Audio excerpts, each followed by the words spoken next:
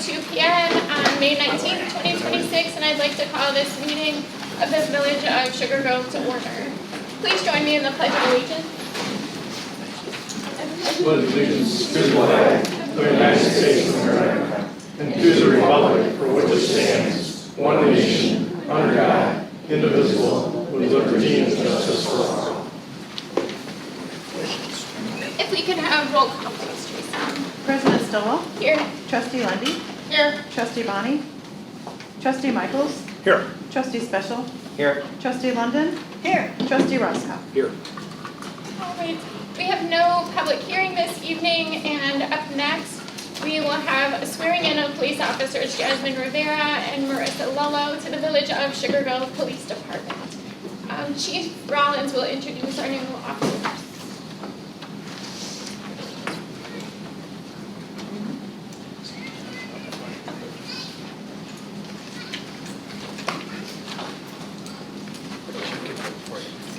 Good evening. I'd like to welcome Officer Jasmine Rivera and Marissa Lolo to the Sugar Grove Police Department. We just had a little bit cake and ceremony and a little presentation, really if you missed it, but we're here to have them sworn in by the village president and village president Stewart. I'd like to turn it over to you. Did you want to? Where's she? You're calling. Do you want to? And then I'll have you both come and raise your right hand. All right, please raise your right hand and repeat after me. I, Officer Jasmine Rivera and Marissa Lolo, I, Officer Jasmine Rivera and Marissa Lolo, have been appointed as a police officer have been appointed as a police officer for the Village of Sugar Grove Police Department for the Village of Sugar Grove Police Department in the County of Kane. in the County of Kane. Do solemnly swear that I will support the Constitution of the United States, Do solemnly swear that I will support the Constitution of the United States, the Constitution of the State of Illinois, the Constitution of the State of Illinois, and the Village of Sugar Grove Code of Ordinances, and the Village of Sugar Grove Code of Ordinances, and that I will faithfully discharge the duties and I will faithfully discharge the duties of police officer of the Sugar Grove Police Department of police officer of the Sugar Grove Police Department to the best of my ability. to the best of my ability. Thank you very much, Dennis.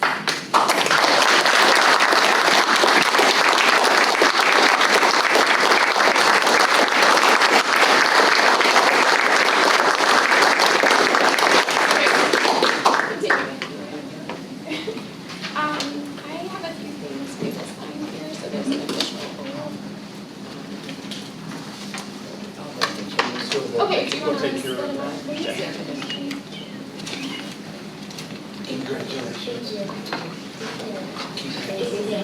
And welcome. Okay. Thank you. Thank you so much. Congratulations. Congratulations. Congratulations Thank and you. welcome. Congratulations. Thank you. Thank you. So we're not going to let them off the hook just yet.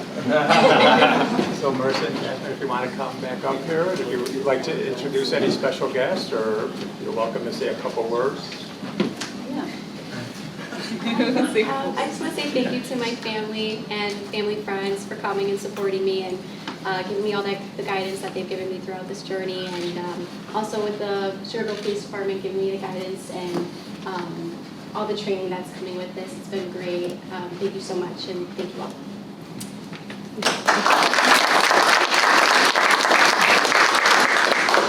I would agree with Marissa here. It's been quite a journey from the academy to here in field training. I will also would like to acknowledge Marissa for being there through this journey with me. It's been very difficult, but also has been great having her by my side. And I would also like to acknowledge all the officers here who have been supporting us throughout this journey, along with my family and friends, and of course all of you here now. So thank you very much.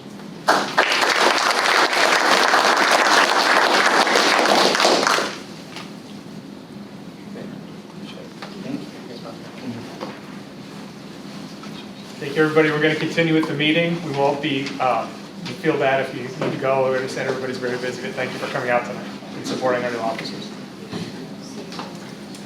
All right, up next, we have a presentation of the fiscal year 2025 GFOA Certificate of Achievement for Excellence in Financial Reporting. Finance Director Karen Johns will be presenting the Certificate of Achievement for Excellence in Financial Reporting. Good evening. I'm happy to announce that the GFOA awarded the village the Certificate of Achievement for Excellent in Financial Reporting for the fiscal year 2025 Annual Comprehensive Financial Report. I wanted to commend the work of former Finance Director Matt Anastasia, Accounting Manager Brett Feltes, Finance Clerks Cheryl Bean and Rachel Worthman, as well as Auditors Lauterbach and Enan for their hard work on this report. Thank you very much. Up next, we have a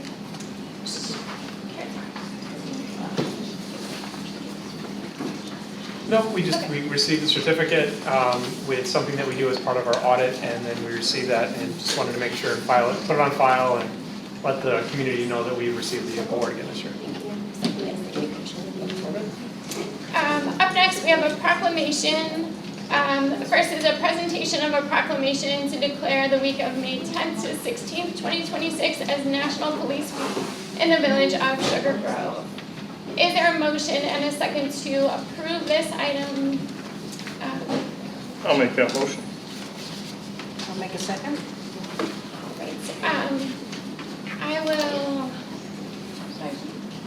Okay. I will read the proclamation before we do roll call in short. Whereas the Congress and President of the United States designated May 15th as Peace Officers Memorial Day, and May 15th falls dedicated as National Police Week. There are more than 800,000 law enforcement officers serving in communities across the United States. And it is essential that all citizens know and understand duties, responsibilities, hazards, and sacrifices of the law enforcement agencies. And members of our law enforcement agencies recognize their duty to serve the The Village of Sugar Grove acknowledges and appreciates the remarkable service and sacrifices made by the members of the Sugar Grove Police Department and their families every day to protect the citizens. If we could have roll call to approve, please, Trustee. Trustee Michaels? Aye. Trustee London? Aye. Trustee Lundy. Aye. Trustee Special? Aye. Trustee Roscoff? Aye. The ayes have it, and May 10th to 16th is proclaimed National Police Week in the Village of Sugar Grove.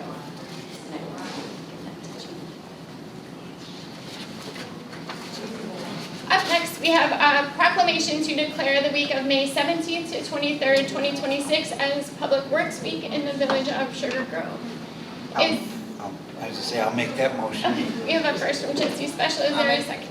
Make the second. All right, and briefly on the proclamation, it is in the public interest for citizens, civic leaders, and children in the Village of Sugar Grove to gain knowledge and maintain an ongoing interest in their importance of public works and public works program. Our public works has been amazing, especially this week for us, and we are just extremely grateful for everything they go above and beyond to do for our municipality. If we could have a roll call to approve Public Works Week, please, Tracy. Trustee Special? Aye. Trustee Lundy. Aye. Trustee London? Aye. Trustee Michaels? Aye. Trustee Roscoff? Aye. The ayes have it, and May 17th to 23rd, 2026 is proclaimed Public Works Week.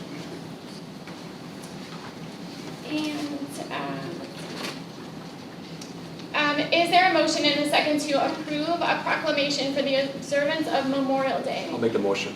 Thank you. I'll second. We have a first from Trustee Roscoff and a second from Trustee Michaels. If we could have roll call, please, Tracy. Trustee Roscoff? Aye. Trustee Michaels? Aye. Trustee Lundy. Aye. Trustee London? Aye. Trustee Special? Aye. The ayes have it, and Memorial Day will be observed on May 25th, 2026 in the Village of Sugar Grove. Up next, we have appointments. We have an appointment for John Bieritz as the Chairman of the Planning Commission and Zoning Board of Appeals. Is there a motion and a second to discuss and vote on this item? I'll make a motion to discuss and approve the appointment. All right, we have a first to discuss and approve the appointment from Trustee Special. Is there a second? I'll second it. And a second from Trustee Roscoff, and we will now open discussion.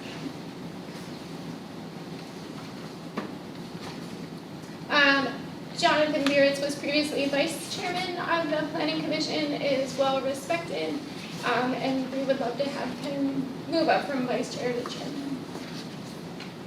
And he's an architect by trade, so it helps in his role as Yeah. plan commissioner. Was there anything that you had wanted to say? Did you want to maybe introduce yourself? Yeah, Okay. You might go into the microphone, John, if you don't mind, so we can get on the recording, thank you. Didn't know if I was going to speak or not.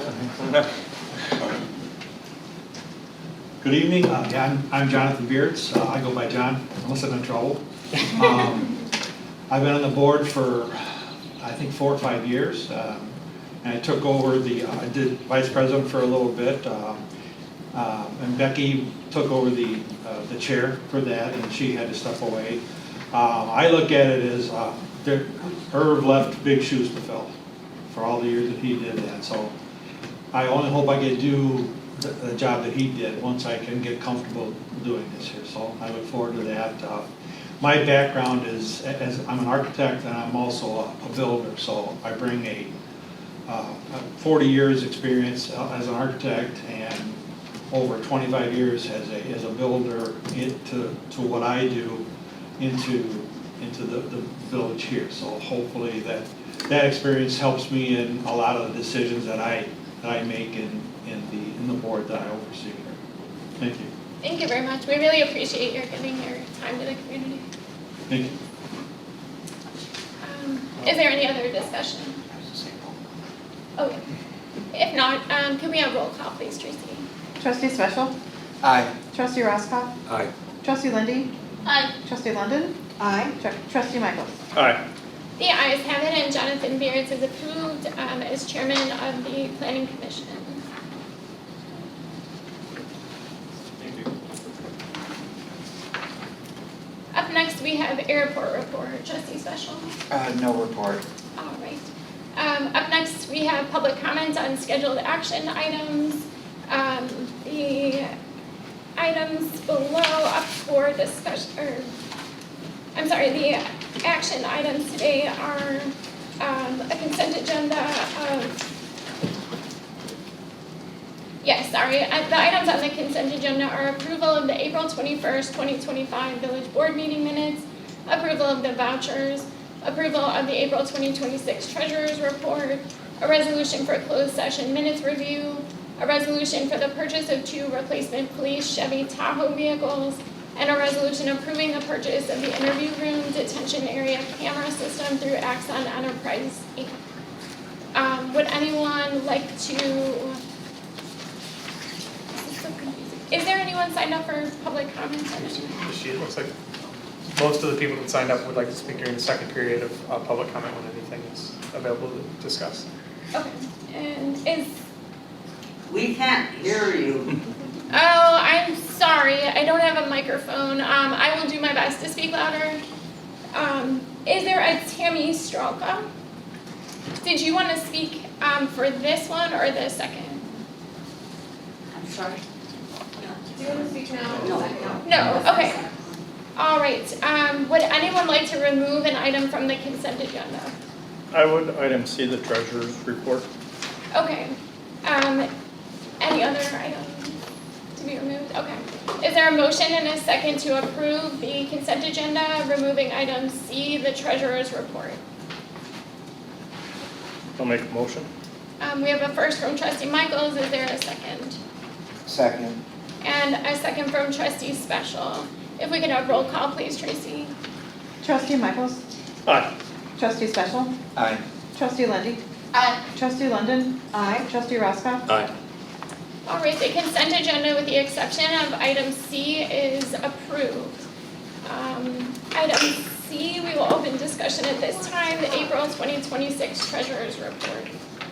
I can make a motion to approve it, I just wanted to discuss it. So I'll make the motion to approve the treasurer's report.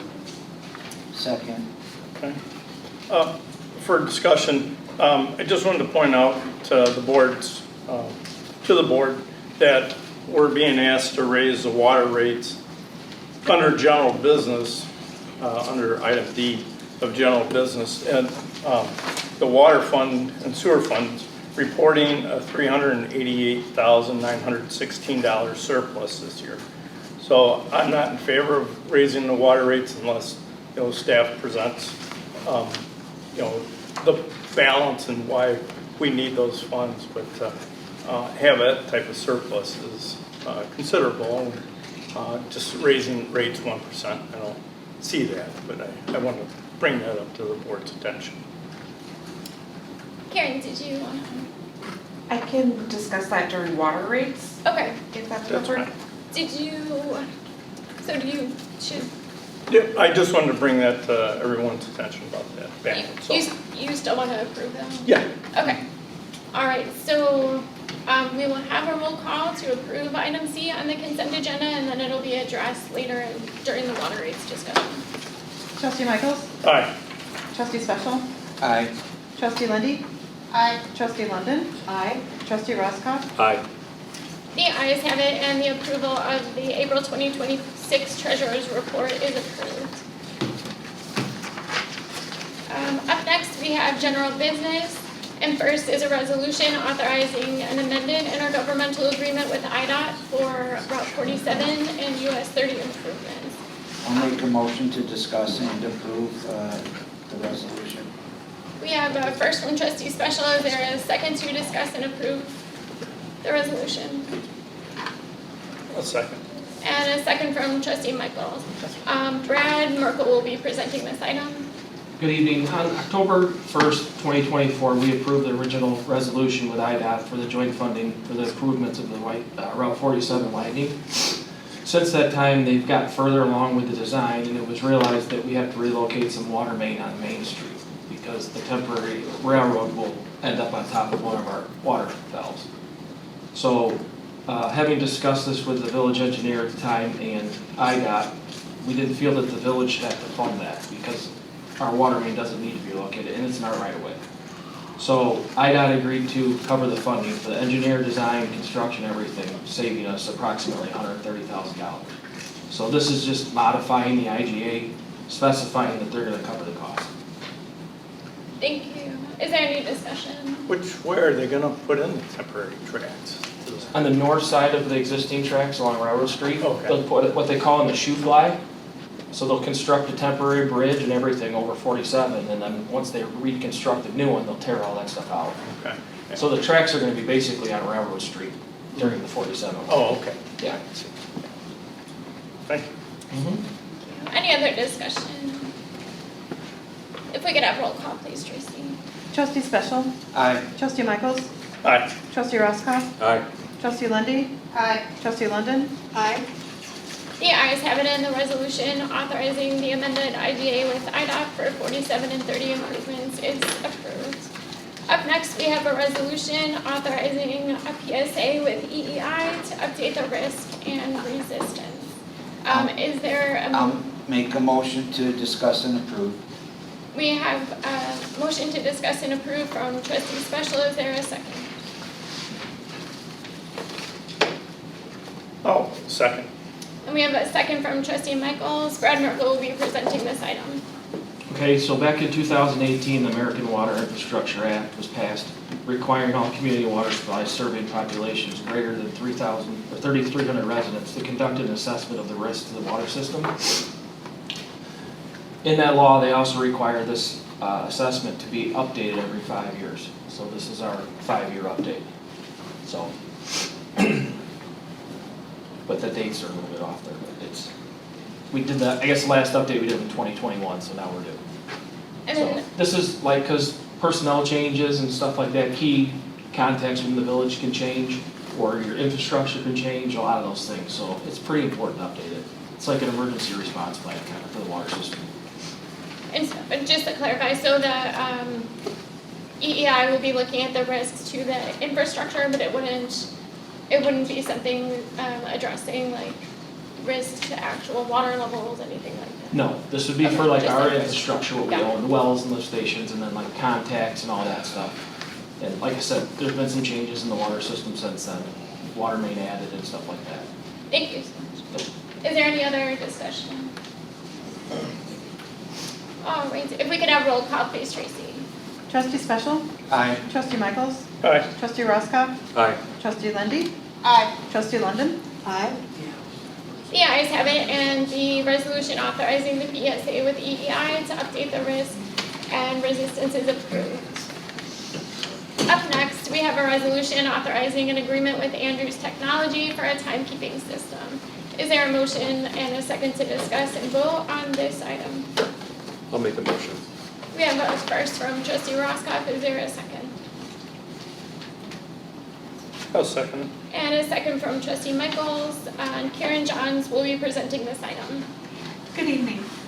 We had previously spoken about the need for a timekeeping system for the village.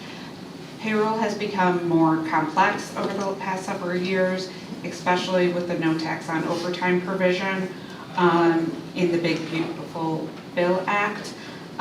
So before you is a resolution to enter into an agreement with Andrews Technologies.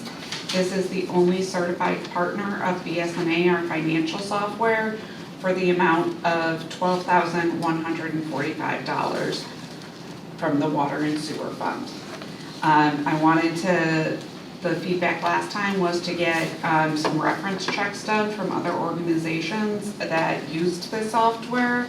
And on May 13th, Police Chief Rollins and I were able to interview 4 organizations that used both systems, and were happy with the results of those reference checks. It was, most importantly, a very flexible system that we could design to our needs. And both Chief and I were very convinced that we can make it work for police and finance together with our rules for the system. Is it cloud-based? It's a cloud-based? Yes. Now, when you do the W-2s at the end of the year, are you then going to give every employee a separate printout if they received overtime? Is that how that would work? It will be in one of the boxes of the W-2. Oh, they're adding it now? They're adding it, it's one of the middle boxes, I think it's K, but don't quote me on that one.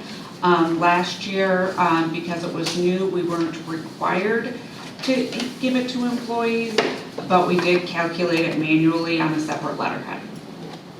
Okay, because yeah, I didn't realize that until somebody I know was working on it, and I didn't realize it was such a big deal until they actually put all the information in, and getting that information is difficult, like you said, without the specialized software that keeps track of it. So good to hear that.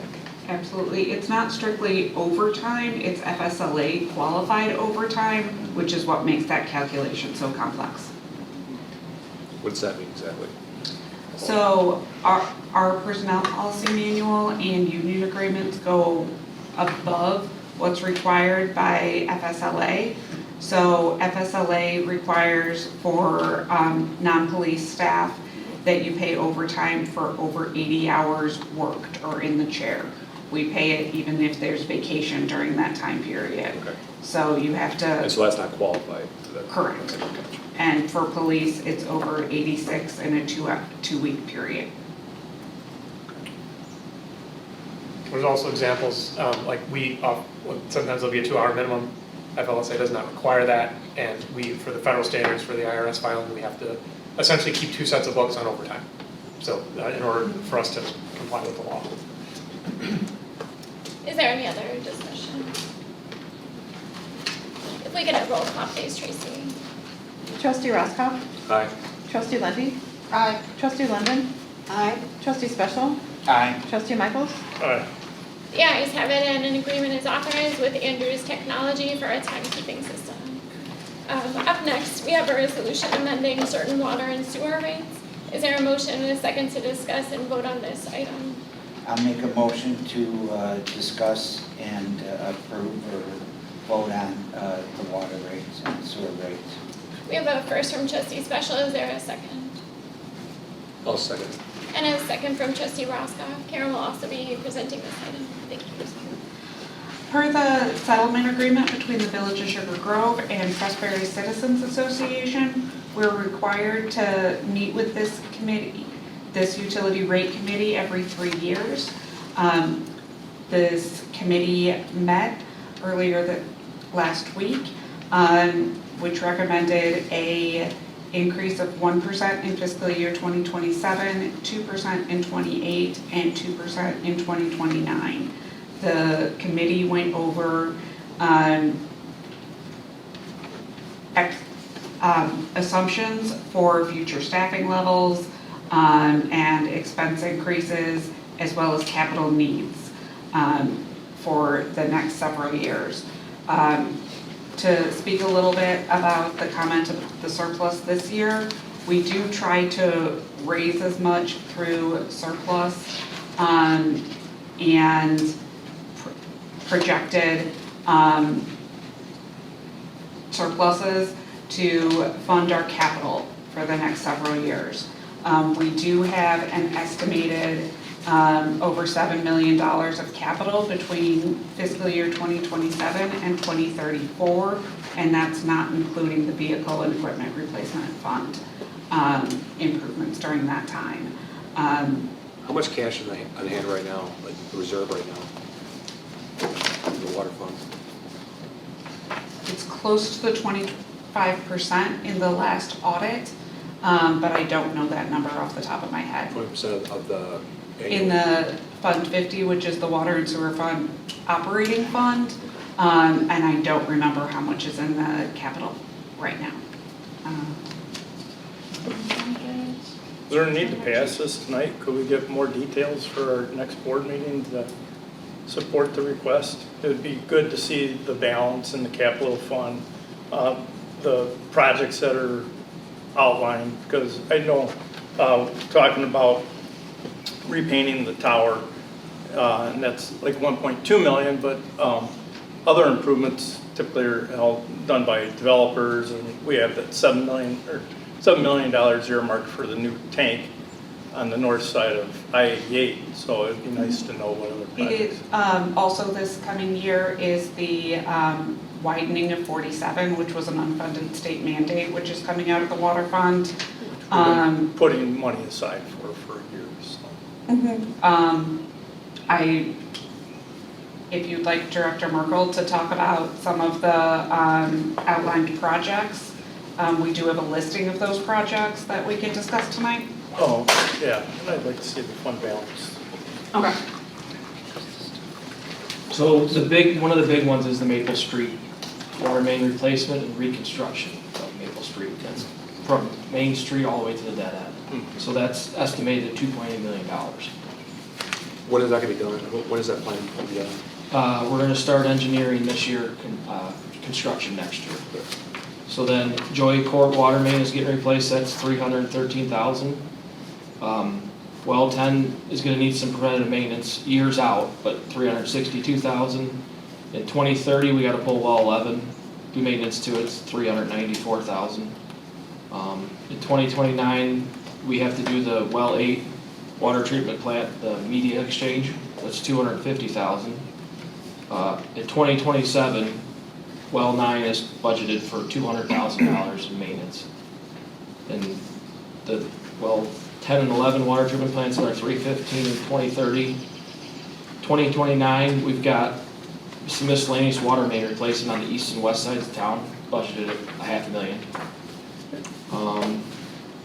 In 2032, we want to do another $500,000, and then in 2034, Pressbury is going to need like probably $1 million worth of water main replacement.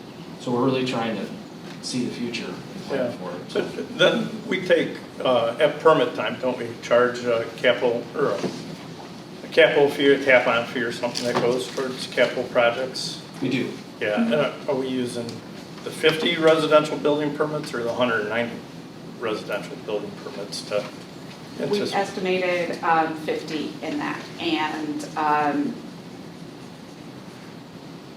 I estimated 100 next year of that 194, and then the remaining in the following year.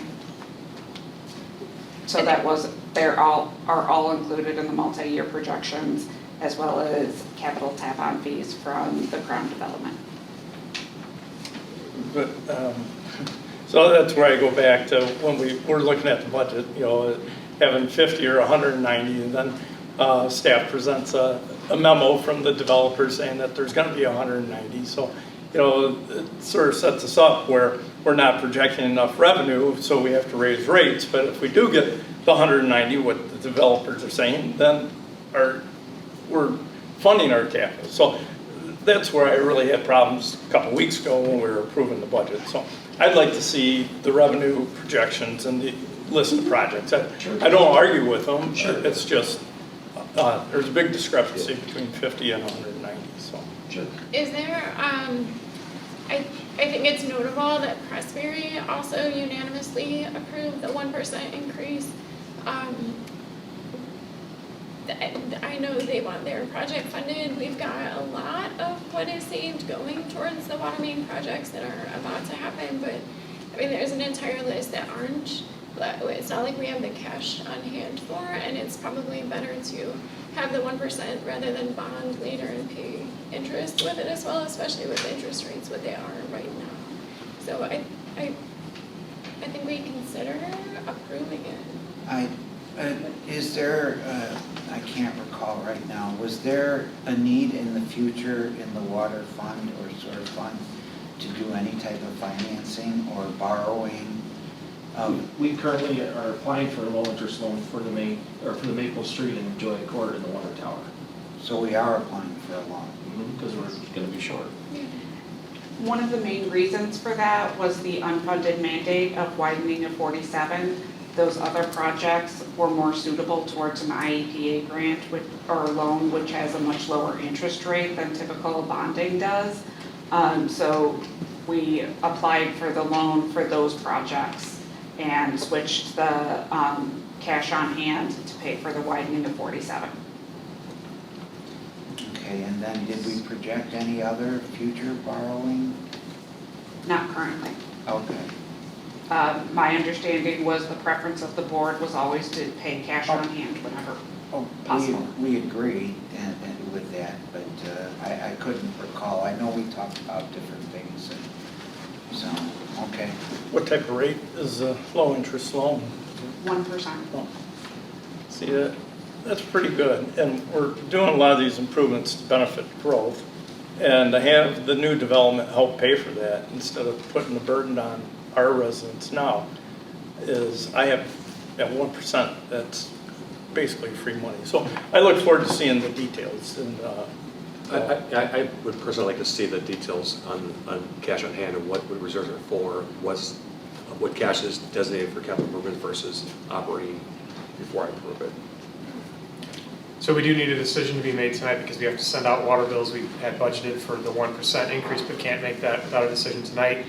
It can be amended at a later meeting, and we can present all of that information. So whether it's passed at 1% or a motion is made to pass it, temporarily, we can then. But we need to be able to input a number. We need a number for direction so we can send out the water bills at the end of the month. Is that correct, Karen? Correct. could you please restate that? I mean, we had a budget meeting. We had 2 budget meetings, and we were told that it was going to go to the rate committee, and we haven't even had a chance to discuss it at the board. I don't even know why we're looking at approving it tonight, except it sounds like we're under the gun. But usually you discuss something one night and then approve it the following board meeting so we can ask staff questions, we can get the detail, and then make an educated decision. I don't quite understand what happened, why we're not able to do this. That's typically the way that we do items when possible. We didn't have a meeting, it was canceled earlier this month. Additionally, the We water. had an opportunity to have a special meeting last week, or whenever. That special meeting was for a different reason. We wouldn't have had a special, we wouldn't have known because the Pressberry committee approved this unanimously. Well, I certainly didn't know there would be so much opposition that you would want a special meeting called just to discuss. There's no detail behind it. It doesn't show what the capital fund is. That's what I'm. Is there any way you would be able to pull up the capital fund amount and we can move this item to later in the meeting? Absolutely. Would that work for you? Okay.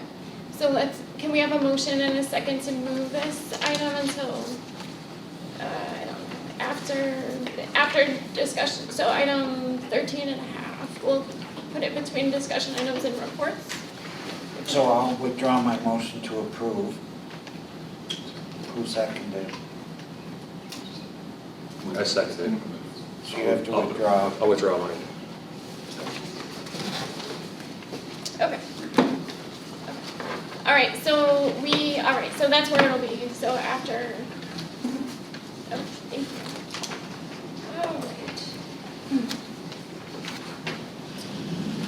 All right. Up next, we have a resolution approving a liquor license for Sugar Grove Business, to be located at 11 Wabanzi Drive, Sugar Grove.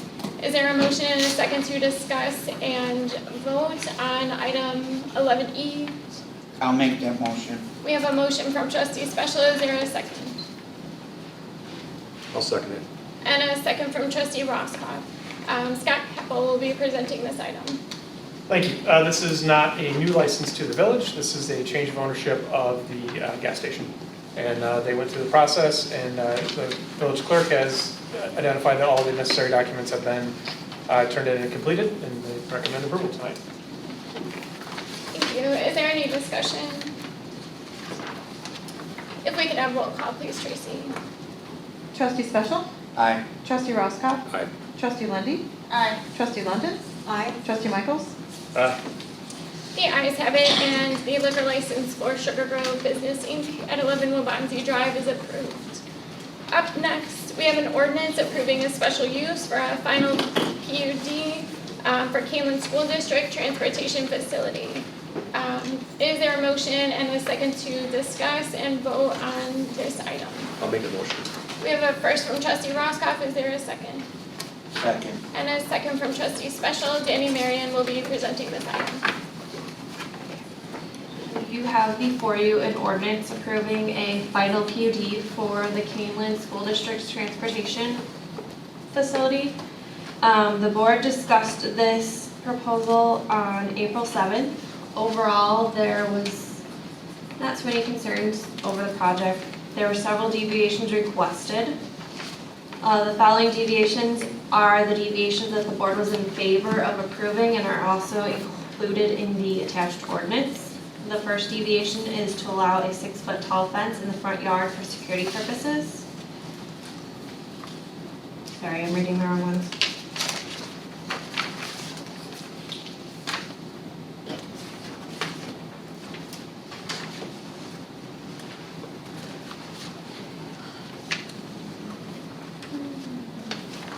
A deviation to limit foundation plantings shown on the final landscape plan.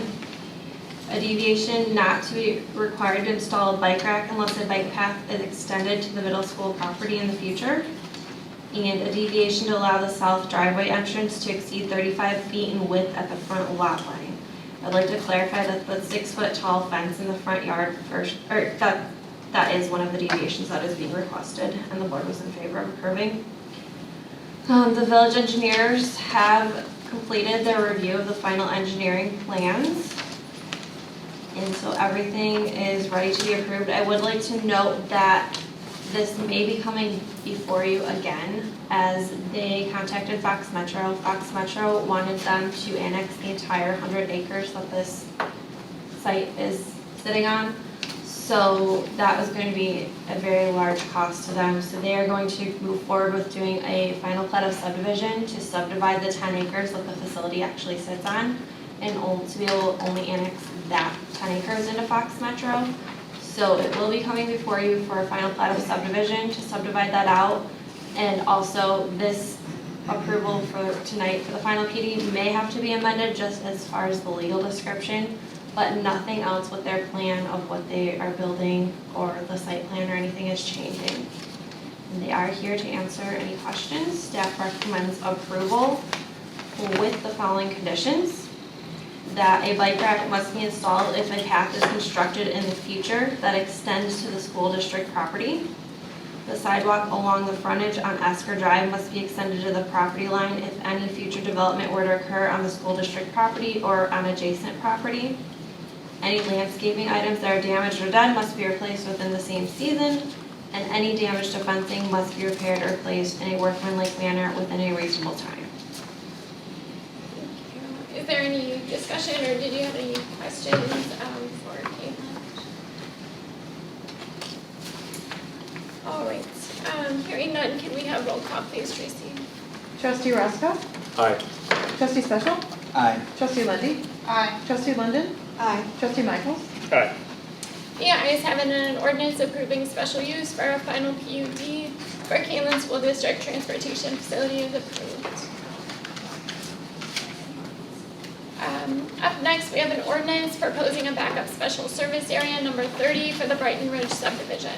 Is there a motion and a second to discuss and approve this ordinance?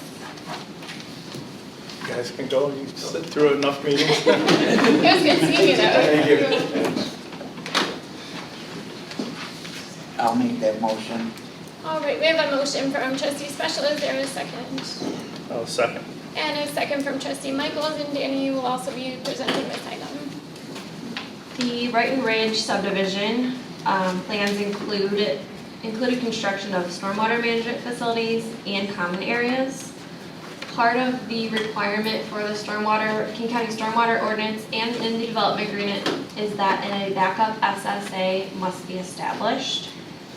This is very common practice, and it would only come into effect if these areas are not being properly taken care of. It would give the village the ability to go in and properly take care of them. The first step in establishing an SSA is a proposing ordinance, which is what you have before you all tonight. And it is just basically stating that we are proposing to begin this SSA on this area. Thank you. Is there any discussion? All right, if we could have roll call, please, Tracy. Trustee Special? Aye. Trustee Michaels? Aye. Trustee Roscoe? Aye. Trustee Lundy, Aye. Trustee London? Aye. The ayes have it, and the ordinance for SSA 30 is approved. Up next, we have an ordinance proposing a backup special service area number 31 for the Grove Area 1 subdivision. Is there a motion and a second to discuss this item? I'll make the motion. Discuss and approve, sorry. I'll make the motion to discuss and approve. We have a first from trustee Special I'll second. and a second from trustee Roscoff. Danny will also be presenting this item. This is the same as the last one. The Grove Area 1 has stormwater management facilities along with common areas. And it's required as part of the annexation and the King County Stormwater Ordinance to establish an SSA, a backup SSA. And so this is the first step, and it is a proposing ordinance for the Grove Area 1. Thank you. Is there any discussion? Seems to be a lot of new surveying stakes around the Crown property. Do you know what those are for? For Area 1, It looked like it. they're starting to probably stake out lots. We've gotten No, all of this was even along Mellow Road. them along Merrill Road. Yeah. I'm not sure. If you just Yeah. And find the out. sewer privately easement, maybe? No, it was further, it was closer to 47. Closer to 47. Yeah, it was maybe included area 2. Okay. So, I know there might be starting some preliminary mass grading, looking into starting the mass grading for Area 2. oh, So it might have to do with that. Okay. Nothing's been approved Okay. for maybe, mass grading. maybe that's But right. Thank you. Is there any other discussion? If we could have roll call, please, Tracy. Trustee Special? Aye. Trustee Roscoe? Aye. Trustee Lundy, Aye. Trustee London? Aye. Trustee Michaels? Aye. The ayes have it, and the ordinance for SSA number, sorry, was that 31? 31 is approved. Up next, we have a resolution authorizing an IGA with the Sugar Grove Township Road District. Is there a motion and a second to discuss and approve this item? I'd like to make a motion just to discuss this item to start with. All right, there is a first to discuss from trustee Special. Is there a second? I'll make the second. And a second from trustee Michaels. Scott Keppel will be presenting this item. Thank you. So before you tonight is a resolution authorizing an intergovernmental agreement between the Village of Sugar Grove and the Road District. The principal reason for the Intergovernmental agreement is maintenance on the Hankis Road Bridge between now and the time of the state doing a rehabilitation of the bridge. This is specific to, the vote tonight is specific to the IGA with the township. The village needs to approve that before the village president can sign it as the head of the public body. The road district is a little bit different, and they do not have to have a vote for an IGA with the road district. The head of the public body in this instance would be the road district commissioner. There have been discussions. There are no, Doug Musser doesn't have any conflict with this intergovernmental agreement, other than he would like the letter of intent to be signed and sent back to IDOT. That has to do with the village signing a letter of intent, sending that to IDOT about the reconstruction of the bridge. Also to note, He's not requiring you to go to IDOT first. correct, not to go to IDOT first, but as for him to sign it, he wants that to be done at the same time. Oh, yeah. Being assured that the letter of intent has been signed. And then IDOT has started the phase 2 engineering for the Hankis Road Bridge reconstruction. And then, again, like I said, there will be more other things potentially coming forward related to the bridge. Tonight is just the IGA to deal with the maintenance of the bridge until the bridge is reconstructed. And I'm happy to answer any questions. President Stillwell has also been intimately involved in this and can answer questions as well. And Brad Merkel, him and his team will be doing the work, is available and can answer questions. I have a question. I thought we were taking responsibility for the wearing surfaces, talking about bridge joints. No, I'm not sure why it says bridge. So, the LOI that I had, where did it say? The LOI that we are. The LOI and It's that on was the- just provided. So, okay, so there's, a memorandum of understanding. That is a separate item that we are not discussing tonight. So, we're gonna get that fixed. Because no, it doesn't include everything that we included with the LOI. So the letter of intent, it includes everything that we discussed. It includes that email from IDOT saying that we are not responsible for those bridge joints. So the entire. Is this just saying that they're not responsible for it? That's all it's saying, is that the township's not responsible for these joints? In the IGA? Yeah. Yeah, it's IDOT that's responsible for the bridge joints. Okay. So when we sign that LOI, we're gonna include, it's about 14 pages, and it's in your packet here. And so we agree, if we sign the IGA, if we approve this, I would sign the LOI at the exact same time that the township signs the IGA. So we would do it at Doug's office. That memorandum of understanding will come back in the future, and I would not sign that until it's perfect. But we are up against an IDOT funds letting deadline, and they do need the LOI and part of, yes, right here. So the LOI, it has a space for notes, and then if you could go up one page, Tracy. With it, I'm including our 2-page letter of intent from our attorney, our 9-page IGA between the township, between the township road district and Sugar Grove. And then also that 3-page email from Stephen Schilke at IDOT that says they are taking care of the bridge joints. Okay. So they can't, and I'm numbering it, so like see at the bottom it says like 2 of 15, so I'm numbering it so they can't just take the LOI, remove the other pages and keep that, like it is gonna be a 15-page document with all. So why is it in here for then? Why? Why is it, if the IDOT's taking care of it, why is it in this document? I'm not sure what you're putting, is that the IGA you're Yeah, putting? IGA, it says right there, it says bridge joint. It's not. It's just reference in the letter. Oh, it's referenced in the board report, but not the actual IGA. Okay. So I think that was an error in the board report. Yeah, if you look at section 1A, it's basically, our responsibilities are assume responsibility for the bridge wearing surface and roadway elements. And roadway elements are like rails and stuff like that. It's That's not fine, IGA. okay, that's fine. As long So as- I'd like to address this as well. I think we're doing the cart before the horse. I'm vehemently opposed to signing this IGA tonight. I'm not opposed with all of what we're talking about. I just think we're cart before the horse. We're too soon. So I'm not disagreeing with what we're trying to do because the emails do state conditions that I am acceptable to. So Well, I'm, that's why they're I'm, included in this element. I understand all that, but in my past experience working with IDOT, you have to have that information in the IDOT paperwork.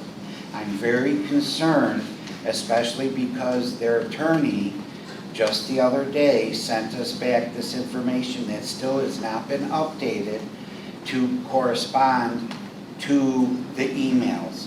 I'm extremely concerned for the village because I think we're just ahead of ourselves here. So I do appreciate all the work President Stilwell has done on this. She has worked hard, and based on the emails, yes, she's made leaps and bounds. I'm just concerned over the timing because at this point, with the way IDOT works and making sure we have the letter of intent and the memorandum of understanding correct is paramount to us actually doing what we are agreeing to. So I just think it's a cart before the horse. I just don't want to make this agreement with the township at this time until IDOT comes through with the corrected agreements, and that's my opinion on this right now. So Tony, the intergovernmental agreement, do you agree with it? Is there anything there you disagree with in the language? The paperwork that just got sent back to us is page 141 in the packet and page 143. And that's from the attorney at IDOT. So, a part of what you're asking Or for is that whatever that the attorney just sent us the Well, other. 141's that's February. Right, and the attorney from IDOT, which I thought we had the understanding with IDOT, and I do know you, Sue, President Stilwell, and the attorney was working with IDOT to get this updated, but they directly sent us the old paperwork again. Okay, So that makes me concerned that we don't have an agreement hammered out with IDOT, even though we have an email from one of the staff members at IDOT. Okay, so part of what you're asking for is for all of that information to be typed into the letter of intent. They're not going to do that. So these are things that we are asking for, and that's why they give us this section for notes. So those are our terms coming from us. So when you're asking IDOT to pre-add those terms, it's an impossible request. And the memorandum of understanding, I'm not signing that. We are going to hammer that out, but we're up against the funds letting deadline. So if we miss this, that bridge is gonna stay in disrepair, and then both us and the road district are gonna have to keep, putting wood and, fixing these potholes as it is. Right now, IDOT, they have our terms. We sent those 15 pages, and they said, I told them exactly in black and white what our terms were, and they said, okay. And they decided to move on with the phase 2 construction, under the understanding that we are going to get them that signed LOI. We need to do that at this point. We cannot delay this. I know, but even Asking for something that can't be done. sorry. It's okay, go ahead. I just is extremely concerned. I know how this all goes. I mean, this started years ago, and like I said, we all want to have it resolved. If IDOT would have said the one word that they currently told you about the township would have accepted all this years ago, and this would have been over with. But For sure, but we can't go back. No, I know. So what started years ago also was a debate and a misunderstanding about the original agreement with the township, because there were holes in the bridge that you could see 56 underneath. And that started with the way the language was, the agreement was, and they were then, at that time, trying to say, well, the village needs to patch the holes in the bridge, and then the whole thing came to be they were going to do a different bridge because they were considering ramps for 56, and then now that's gone. Now this is just repairs to the substructure, but this agreement still says above the bridge superstructure, which, depending without clarification to exactly what the email agrees to, and just like trustee Mike pointed out, bridge joints and this other stuff is still in here. But that letter was February, right? That's a February letter you're looking at. But she just sent the same thing back, the attorney.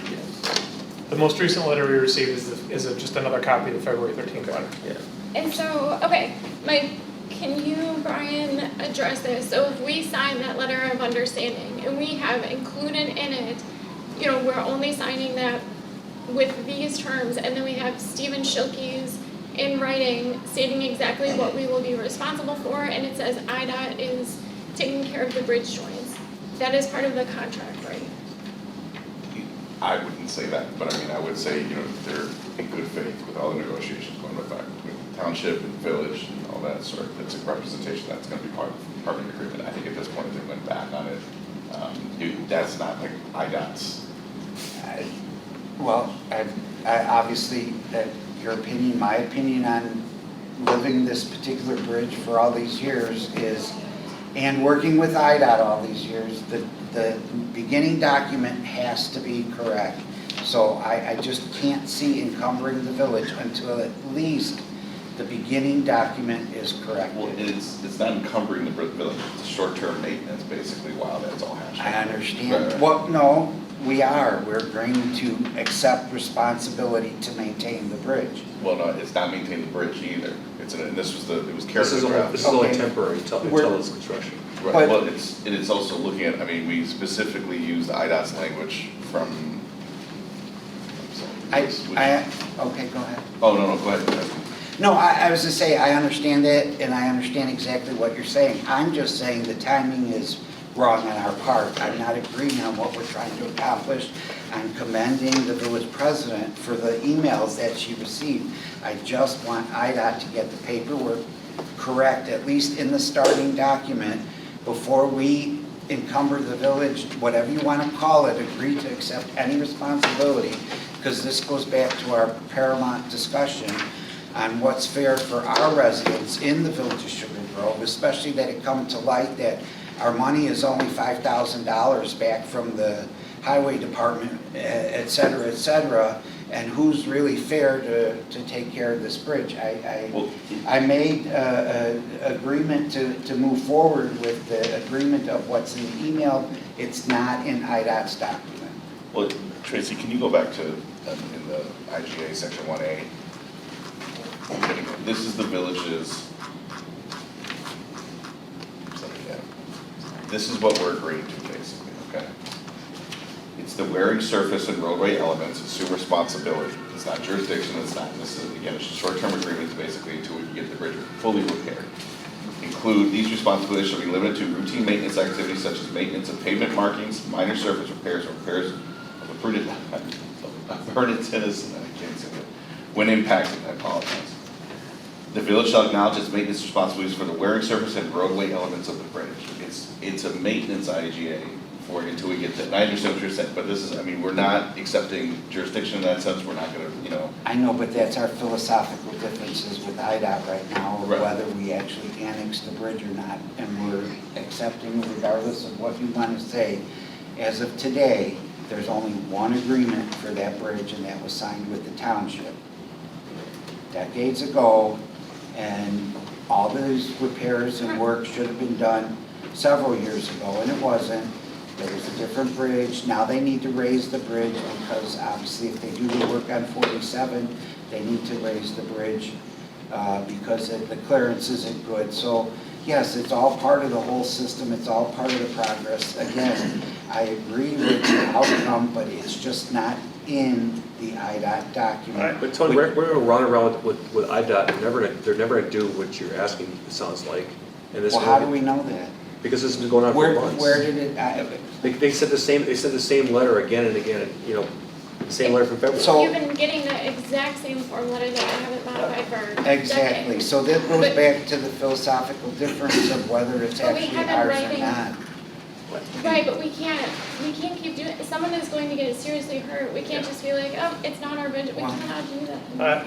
I'm willing to have the village president sign the agreement. So am just I. to move this forward. I'm willing to too. Tracy, if you could too, can you scroll down another to section 2?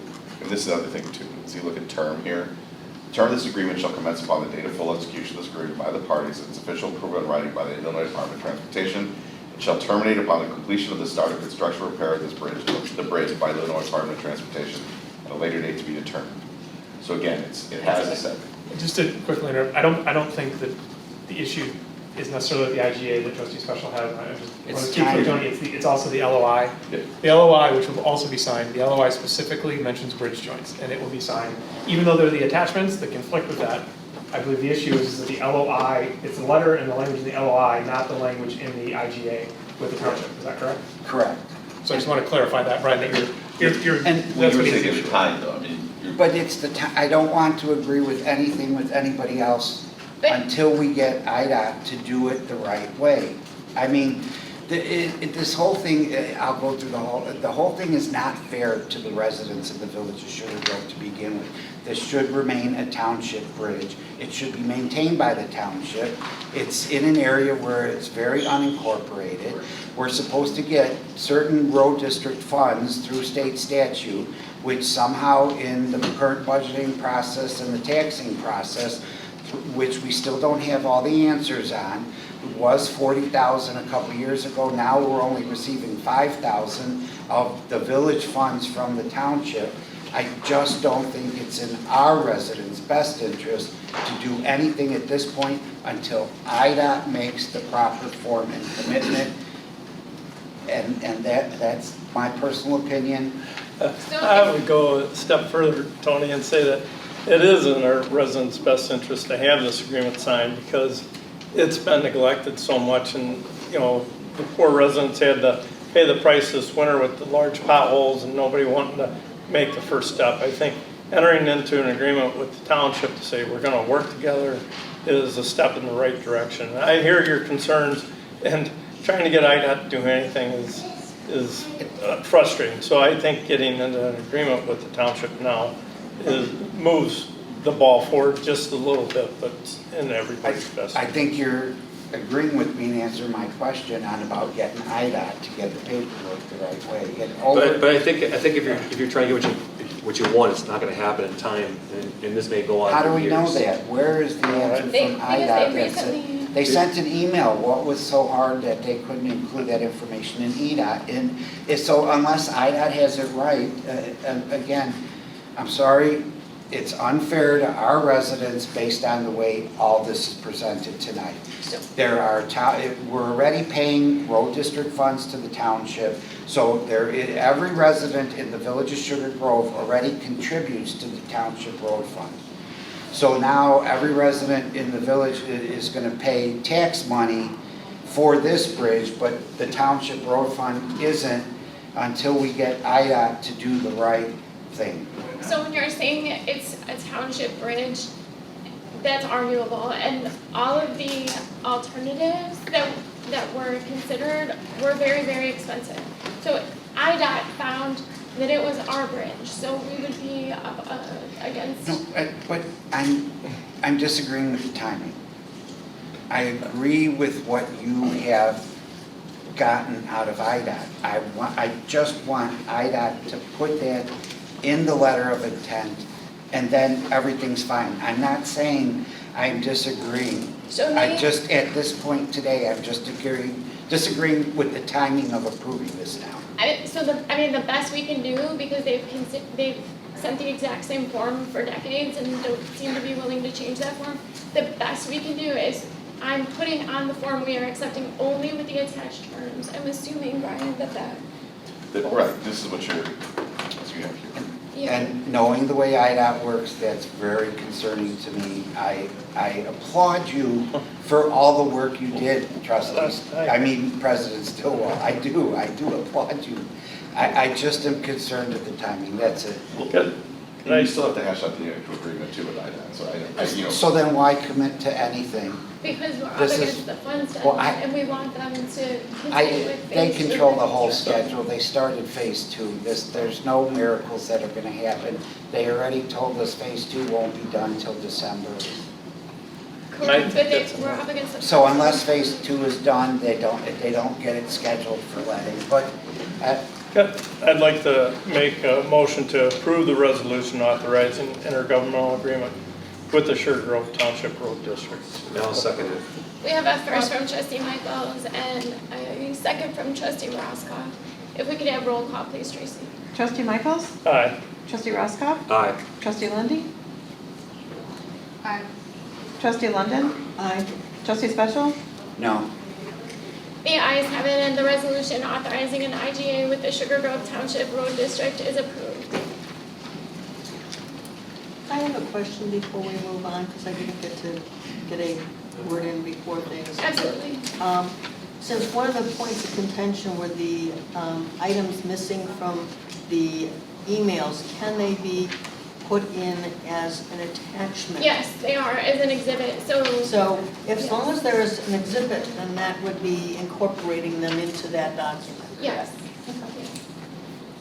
Like I said, I don't have any disagreement with the whole thing, obviously, to answer your questions, sorry you didn't get to talk, I guess. And this was absolutely no disrespect to me, and I want you to know that all of us very, very much appreciate your input and years of experience.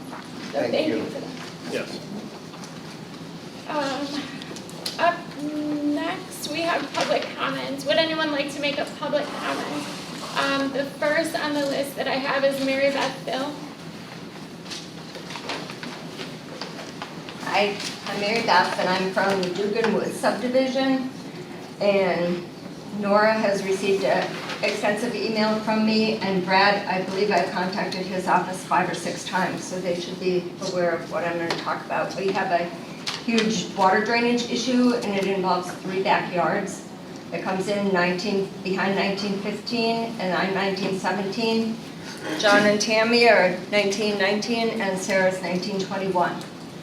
Water's been flowing since mid-March. It never stopped flowing since May 5th. It comes in through behind 1915 through the cattle crossing, which is meant to be a water drainage ditch behind 1915 beneath the BNSF railway line. That was set up to be a cattle crossing. There used to be a drainage ditch on the other side that had been dug out for the water to flow along the tree line on the other side of the tracks, but something has happened that is apparently obstructed and the water is coming into our backyards. So when I first contacted the Public Works Department, they said call the Army Corps of Engineers, and someone had come out and looked at it, apparently from the village, but there was no response. Army Corps of Engineers said we don't do anything like that, good luck. So another call back to Public Works, and they said call the County Drainage Division, and so I did that. Deanne Orlick called me back. She was from Jody Wolnick's office, and we have 990 acres upstream draining down to our 4 backyards. So, and in fact, even from the pictures they sent us, it looks like there's a retention pond in Sarah's backyard. There's no retention pond. So the water has continued to drain. It never stopped draining till May 5th. The grass was about a foot tall. The mosquitoes are breeding. All of our trees and perennials and everything is underwater, and we're looking for some help. It's really just way too much for 4 backyards. And we all have multiple sump pumps, anywhere from 1, 2, 4 to 6 sump pumps. And Sarah has had a lot of damage in her basement and her house, and she will talk about that. Deanne did mention the program where there's a cost share program between the village and the township, and they would be very willing to help, but it's up to the village, they said, to initiate it because all of the land is within the village of Sugar Grove. So I spoke with BNSF Railway, and they were going to send someone out to look at it, and I got no feedback from them, so I don't know if they did or not. I had left multiple messages at Public Works with no response, so I did contact the county again and asked if they could reach out one more time to the Public Works Department. And they did, and that was the beginning of May, and they received an email from Sugar Grove, the Public Works engineer with EEI, I believe it was Michelle. And their plan was to meet with the farmer behind us, first of all, to make sure there was no drainage issue there, which there wasn't. And then they came to my house after that, and I walked them through the entire drainage area. And they said too, according to what they could tell from the map, there were probably obstructions along the area that was supposed to be dug out for drainage in the first place. So we really are just looking for help. And even after yesterday, the first time I was able to mow was May 18th, and I mowed the rest of my yard probably 8 times by then. And it was still muddy. After getting 1 inch of rain, we now have water pooling in our backyards again. So we won't have an answer for you tonight, but I Right. just want to make sure that I understand the issue because I know many people have been looking into it. So the yards are in Sugar Grove, and then the obstruction, is that in the township? I'm not sure. It was on the map that came from the county. They had looked at it, they said it looks like there might be some areas where there's some obstruction. And so unincorporated came, okay. That is something we have heard complaints about, and we will see how we can help because the yards are in Appreciate Sugar that. Grove, so we'll see what we can do in that regard, and then send me an email too, and I'll. Do you know if on your tax bill you pay to a drainage district? Yes, one. Drainage. Right. Well, it would seem to be another entity to help. Has the drainage district been contacted yet? I don't know, I was instructed by Brad's office to call the county, and they've given us the most help. Yeah, it sounds Thus like, far. you're saying the obstruction is probably unincorporated, is that right? It's in the Sugar Grove branch of the drainage district. We've been working with the county engineers to try and identify a resolution to it. It's just, there's so many agencies trying to get everybody aligned. Okay. And there's portions of it that are unincorporated, that are private property that we can't go on.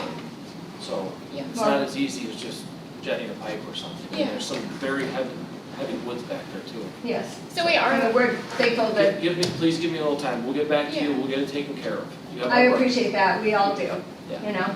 I'm just trying to hurdle everybody together, because there is a drainage district, there's the county, Yes, and there's unincorporated, like I said, there's the railroad right of way, yeah. and then a large portion of it north of you is the Aurora Airport, which is not in the village of Sugar Okay. Grove. It contributes Thank you very a much. lot. As long as we know you're working Yes, on it, we yes. really Usually we appreciate don't it. We are. talk back and forth in It's a public comment, huge but deal this was, to us. this was when people have been talking about it, and so yeah, we are. I Brad appreciate is- your patience, we'll Yeah, get, Okay. we're working through it. Thank you. All right, thank you. Up next, Tammy Strelka. They're calling you, but you can see. No, it was all the same thing. Okay, We're all together except Sarah wants to speak. okay, and then, so, the other, I can't read the, John. Okay, yeah, John, that was you, okay, and then Sarah. Yeah, I just wanted to add my voice in. We bought our home in Sugar Grove at 1921 Annette's Circle in September, and March 10th, our basement flooded. We were given no, knowledge that water might be an issue in our backyard or in our basement. There were 2 working sump pumps. The power never went out and it never failed. And we got 5 inches in our fully finished basement. So 2 of our children lost everything in their bedrooms and a family room, and they are still without bedrooms. We have spent more than $60,000 mitigating it because we mitigated the water and then we flooded again. With 2 sump pumps working, it's that much water. So we had several companies come out to try to figure out how to keep the water out of our basement, and we ended up putting in 2 more sump pits and 4 more sump pumps, and they run constantly. It's a lot of water. It's too much water. We do hear you, and sorry you're all going through that, that sounds awful. Yeah, it's been a really rough year. Yeah, I can, thank you. Was there anybody else that wanted to speak at public comment? All right, hearing none, we will close public comment at this time.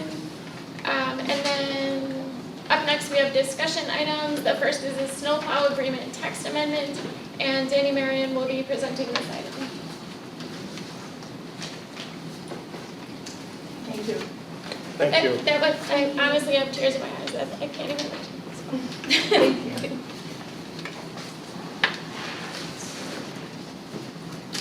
You have before you an ordinance approving a text amendment for Title 12, Chapter 4, Section 5, and Title 12, Chapter 10, Section 17. This relates to our snowplow agreement. as a requirement of recording of a final plat, it requires a snowplow agreement. And our snowplow agreement is not necessarily always applicable for every plat of subdivision that we do, such as if a homeowner is combining 2 lots, but according to our code, we still have to require it. And, or if the roads are private, we still have to require it in order to record the plat. It also is specifically listed out in our code word for word, which has also caused issues when maybe we want to amend some of the language in a snowplow agreement for certain developments. We cannot do that without amending the code. So before you is the ordinance that would take the snowplow agreement completely, the entire agreement completely out of our code, and then it would amend the section,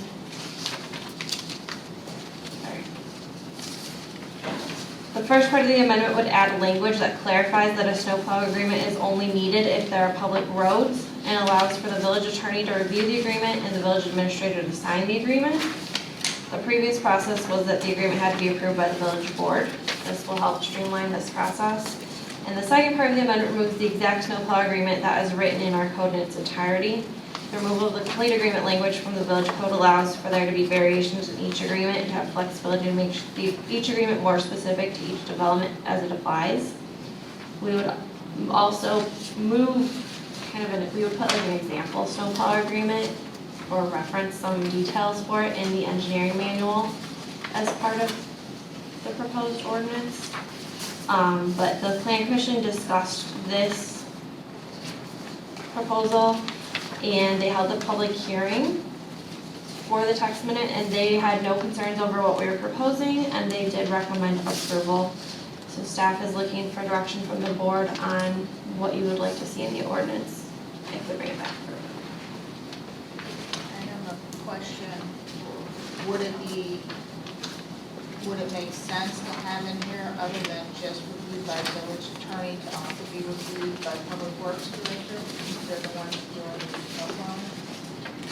So I believe public works director is not named or defined in code, but if it requires my signature, I obviously wouldn't sign it without the public works director reviewing it myself. That's one of the reasons we include sometimes either village clerk or village administrator, as those are defined and appointed positions in village code. Okay. But it will be reviewed by, and if necessary, the village engineer. But it would be then ultimately signed by me, but it would be on advice of Brad. I'm not going to sign what Brad's against. Okay, I just want to make sure. Any other discussion? And so, did you need any more direction than that, or you're able to just take it out? Yeah. Well, It'll be on consent agenda the next week. it'll be what's proposed as Exhibit A. Up next, we have final PUD approval for 391 Capitol Drive. Danny Marion will be presenting this item. Just a quick note, there is a presentation for this one, and there is a printout on your desk. So Danny's got a quick PowerPoint to go through to help guide this discussion and get feedback from the village boards.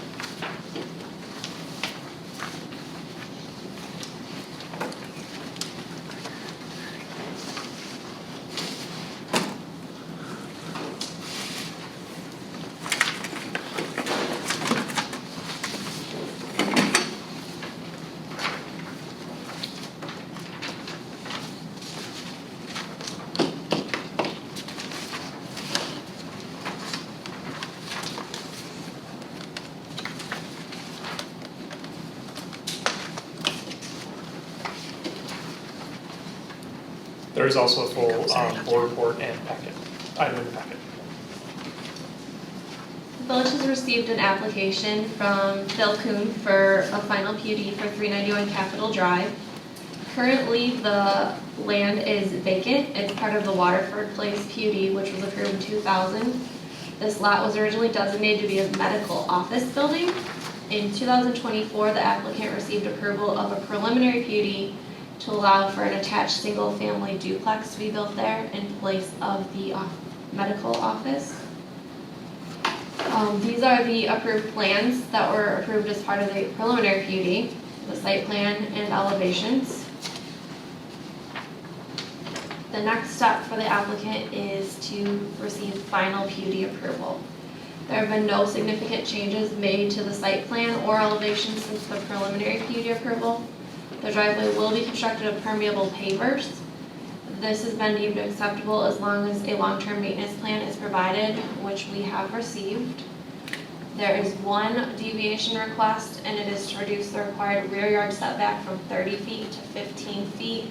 And this is just basically because it's kind of an odd-shaped lot. The Plan Commission reviewed the proposal on April 15th. They overall had no concerns. They made a recommendation that the village board approve the final PUD with the following conditions: that the village engineer shall approve the final engineering plans prior to the village board voting on the case. Brick used on the structure columns and each of the side of the garages and the basement must be 4-inch real brick.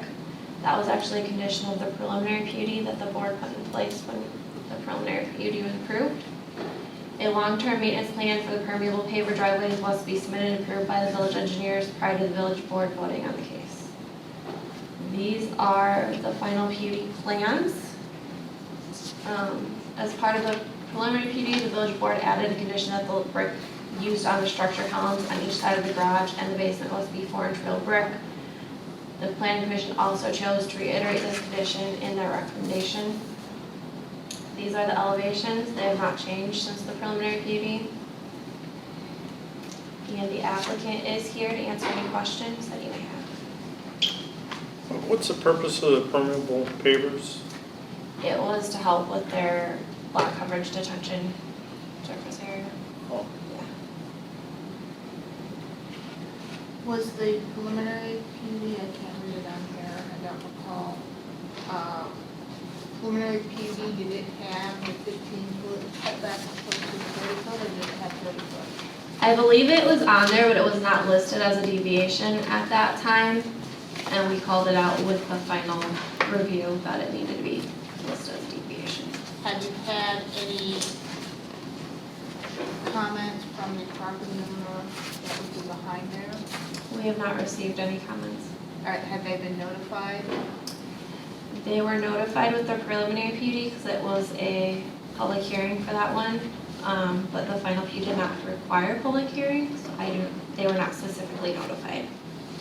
Okay, I have a little bit concern, only if I'm thinking of myself as that resident back there. And if it wasn't brought out that a deviation was reducing the setback to my property by half, then I might not have an objection.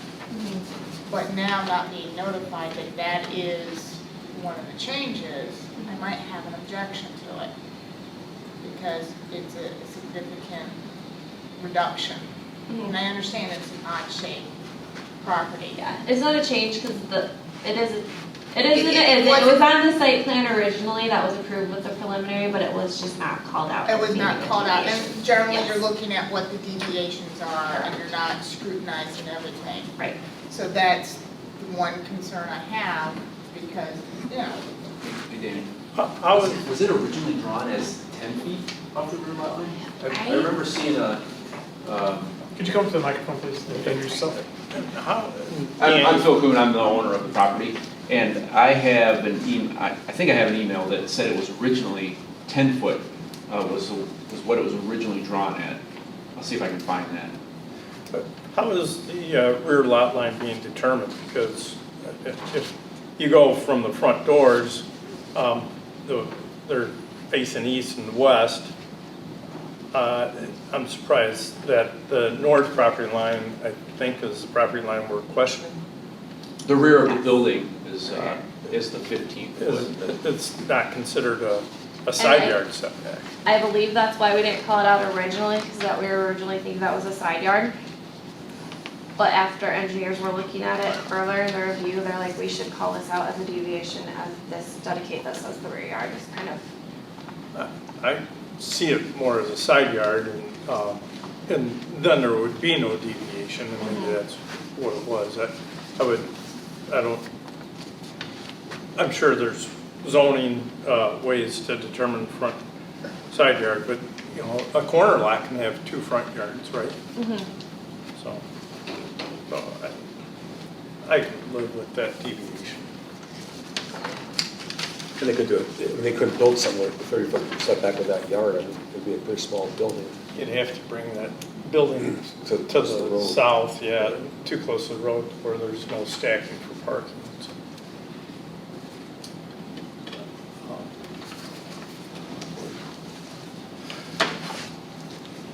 it's not perfect.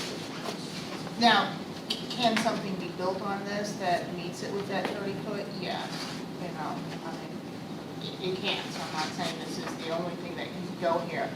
Like I said, I looked on it, and there is a neighbor behind there, I think they, and I'm not sure how close their structure is to the property line. I think there's a map on page 1, you can see the name.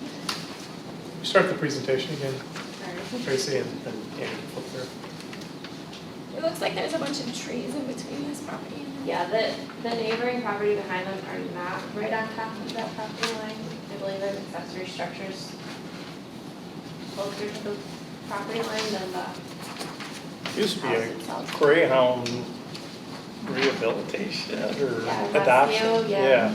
I don't know if I it's don't still, believe so, but I'm not sure. yeah. It is. It Is it is. still? And that's in the county. It's not part of the village, I believe. No, I think that is part of the village. Oh, it is. Mhm.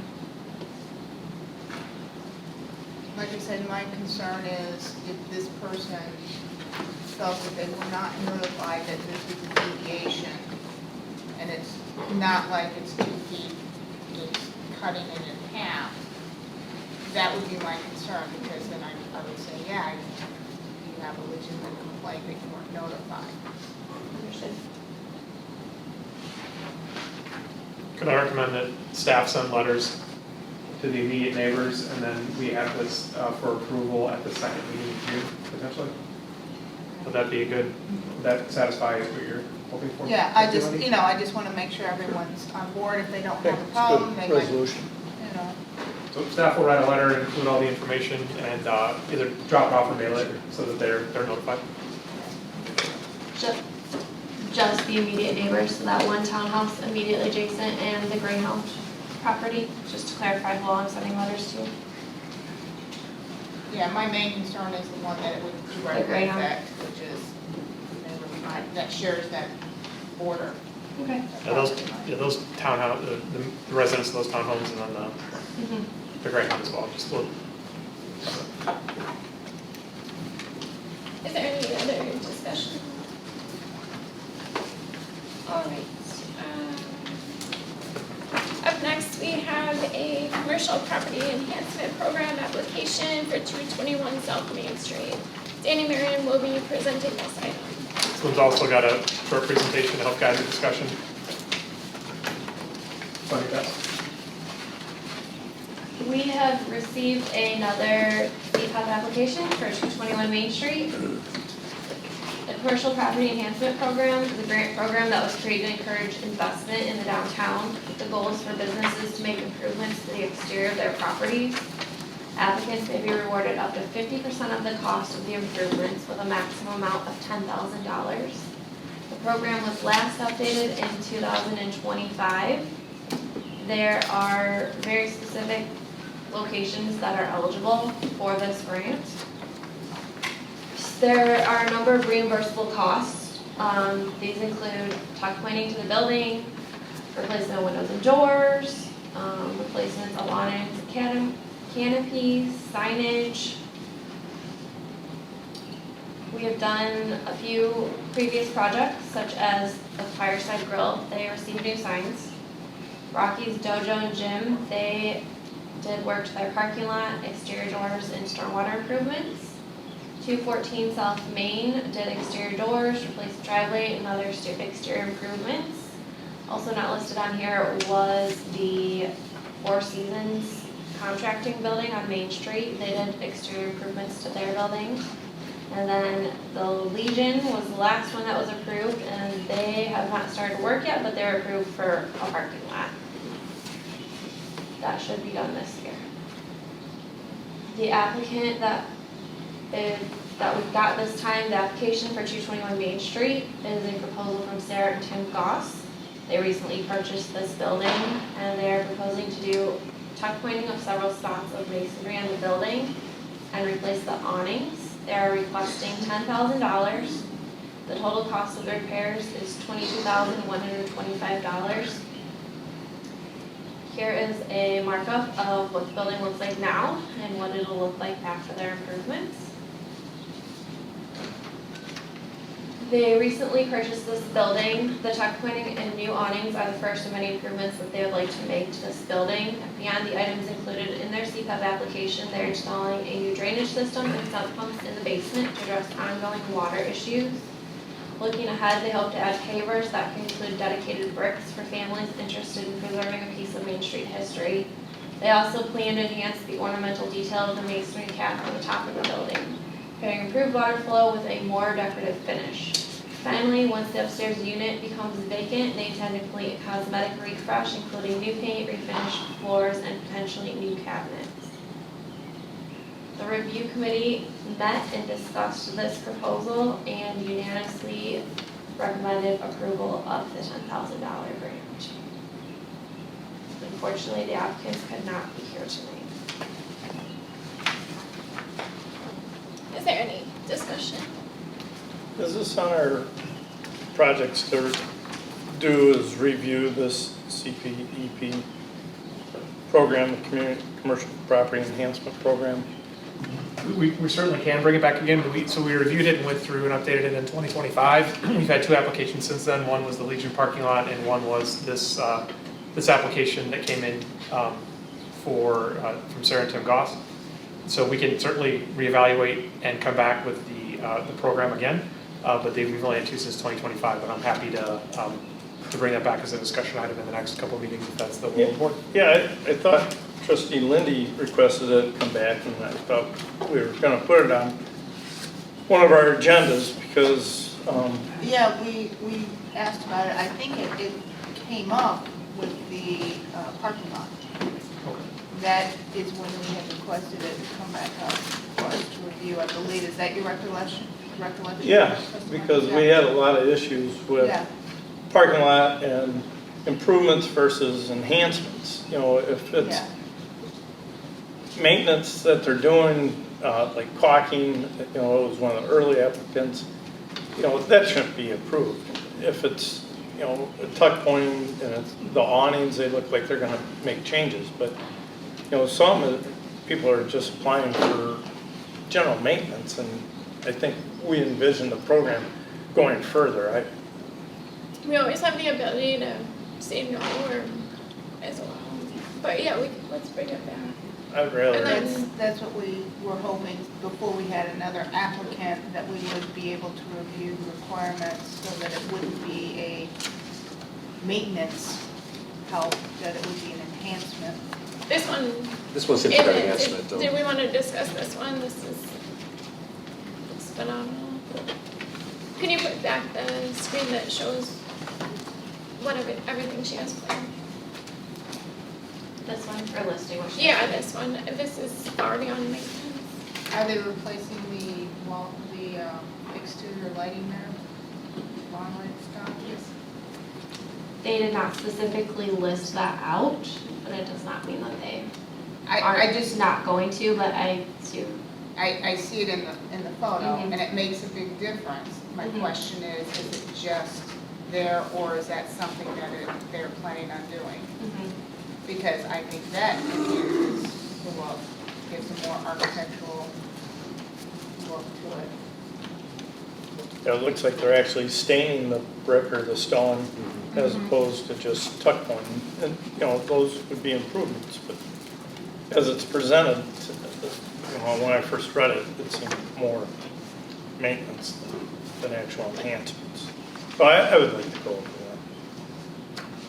And they're playing by the rules if that was allowed, tuck pointing in the canopies. I'm in favor.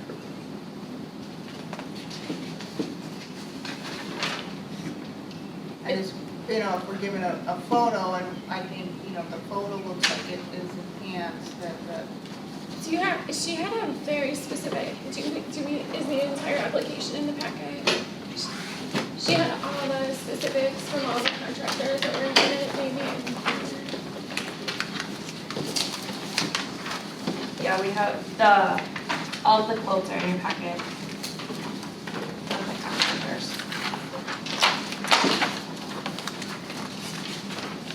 So the quote from Four Seasons Contracting due to the tuck pointing is on page 193 of your packet.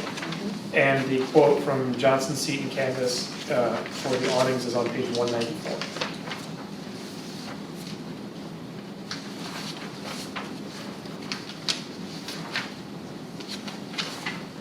you don't say for light fixtures.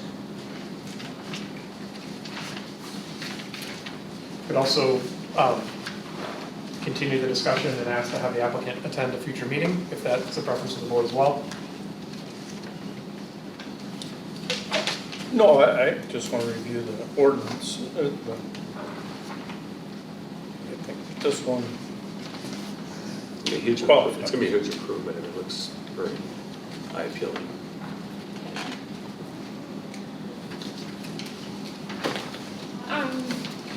Since this one was a discussion item, is there a time then to ask Sarah about the lighting and then also bring back the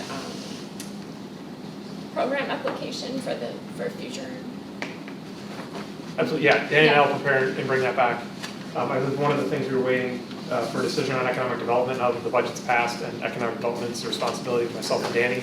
We'll work together on the discussion item and bring back the grant program itself and review that with the board to get updates on it.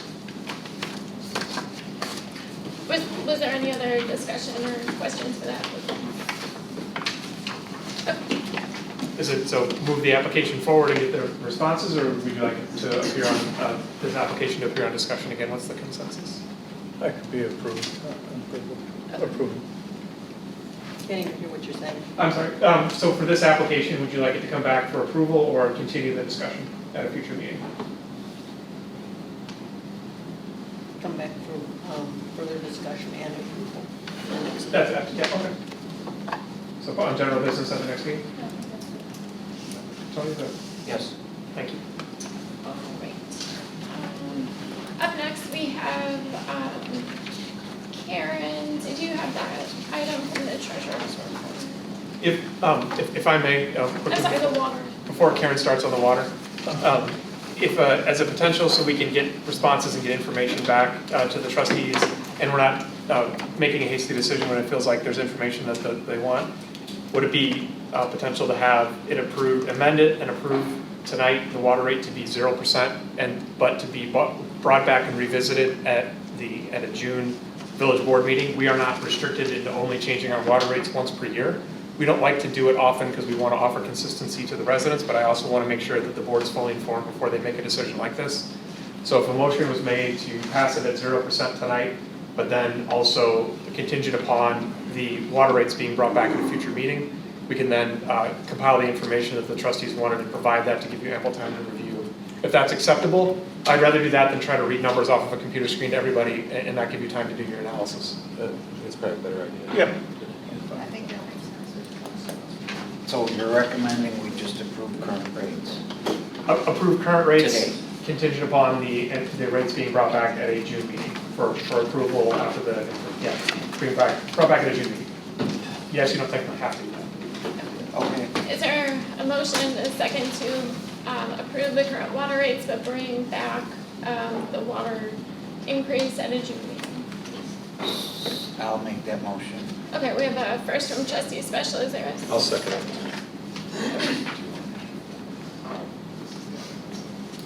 Yeah. You want to? It would be amending that to be 0%. Right, it's clear. But then bringing it back, So do you want yeah, a sorry. motion and a second to amend it? So, yeah, amend the item to 0% increase. Okay, can we have a motion and a second to amend the item to a 0% increase? I'll amend my motion to that. Okay, we have a first from trustee Yeah, I'll Special. Is there second a and a second from trustee Roscoff? Can we have roll call, please, Tracy? Trustee Special? Aye. Trustee Roscoff? Aye. Trustee Lindy? Aye. Trustee London? Aye. Trustee Michaels? Aye. The ayes have it, and the item is amended to approve the. Karen and I will put the information requested together. We'll send it out by email to the board early, and then we'll include it in the packet for the public's information at the next meeting as well. Do we need anything else? No. Okay. All right, up next we have staff reports. Scott Cutlow, administration.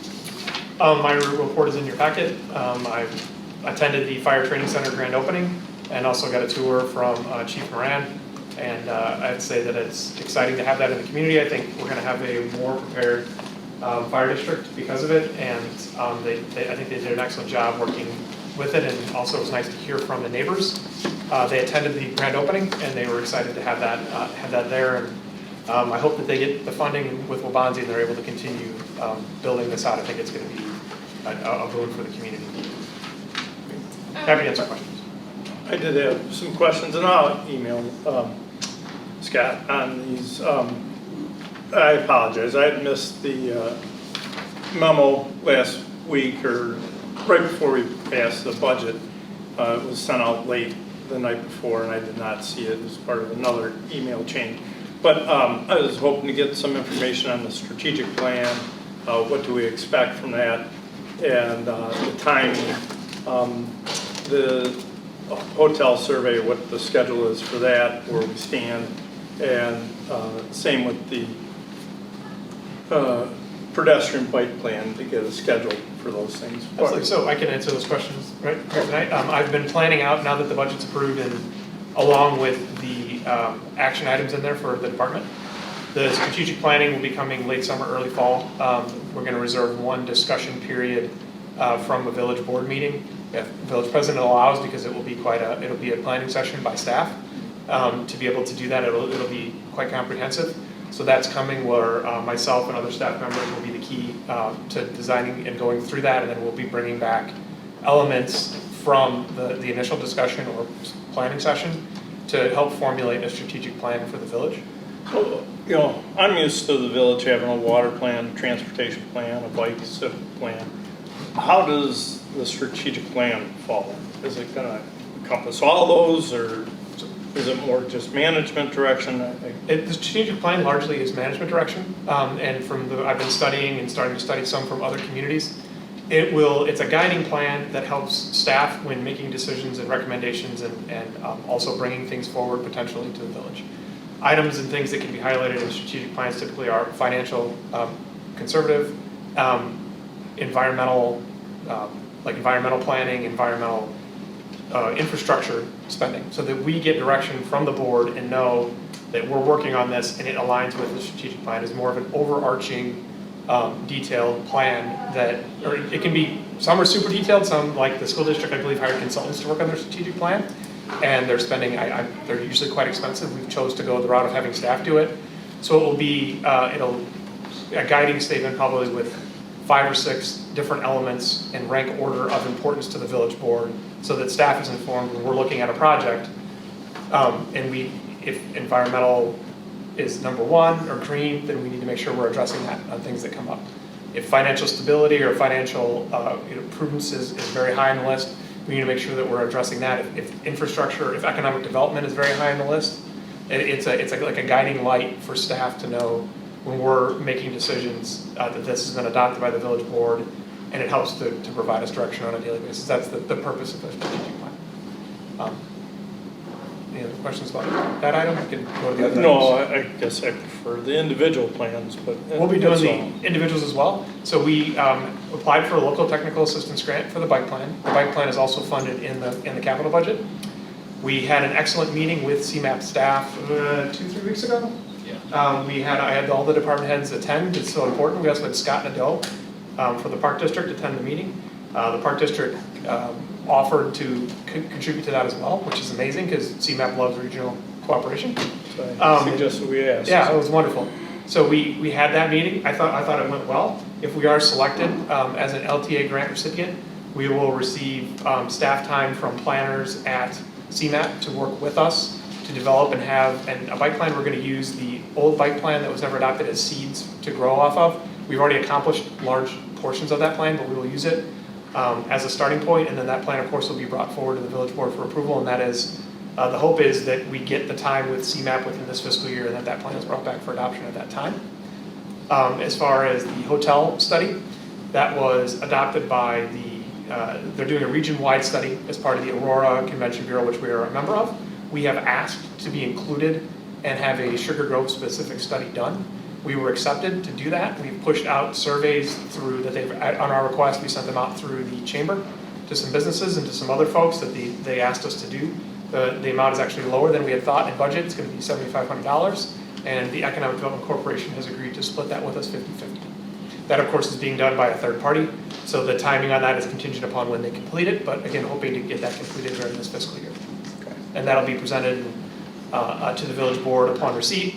Hopefully, the consultant will come out and present it to the board, but since we didn't get to write the contract, the CBV did, I'm not sure if they'd be able to, otherwise staff would be happy to present the details of the study. They think we're a great candidate. They went and did some research before they would even agree to do it, and they think we're an excellent candidate for a hotel survey, so that will be coming forward. Thank you. I have a question.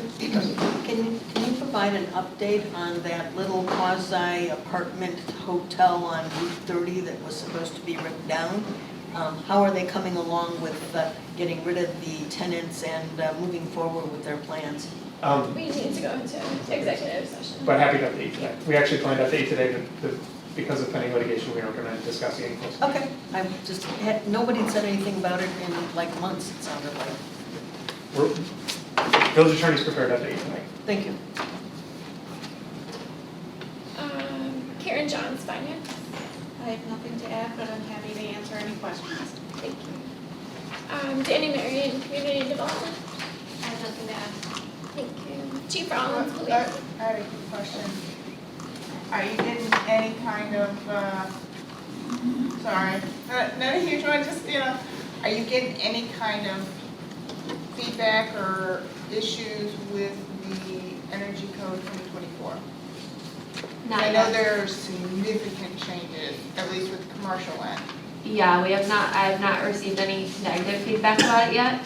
Doesn't mean that it's not coming, because we really haven't done a whole lot of commercial yet this year. Okay, Since I we've know been enforcing it. residential has changed, but I'm not as in touch with that changes, but the commercial basically makes it almost like a lead light project. Good to know. So, yeah, a lot of work on your end to review for that, Okay. so. Yeah, I haven't received any feedback. Okay, just wondering. Chief Rollins, Police.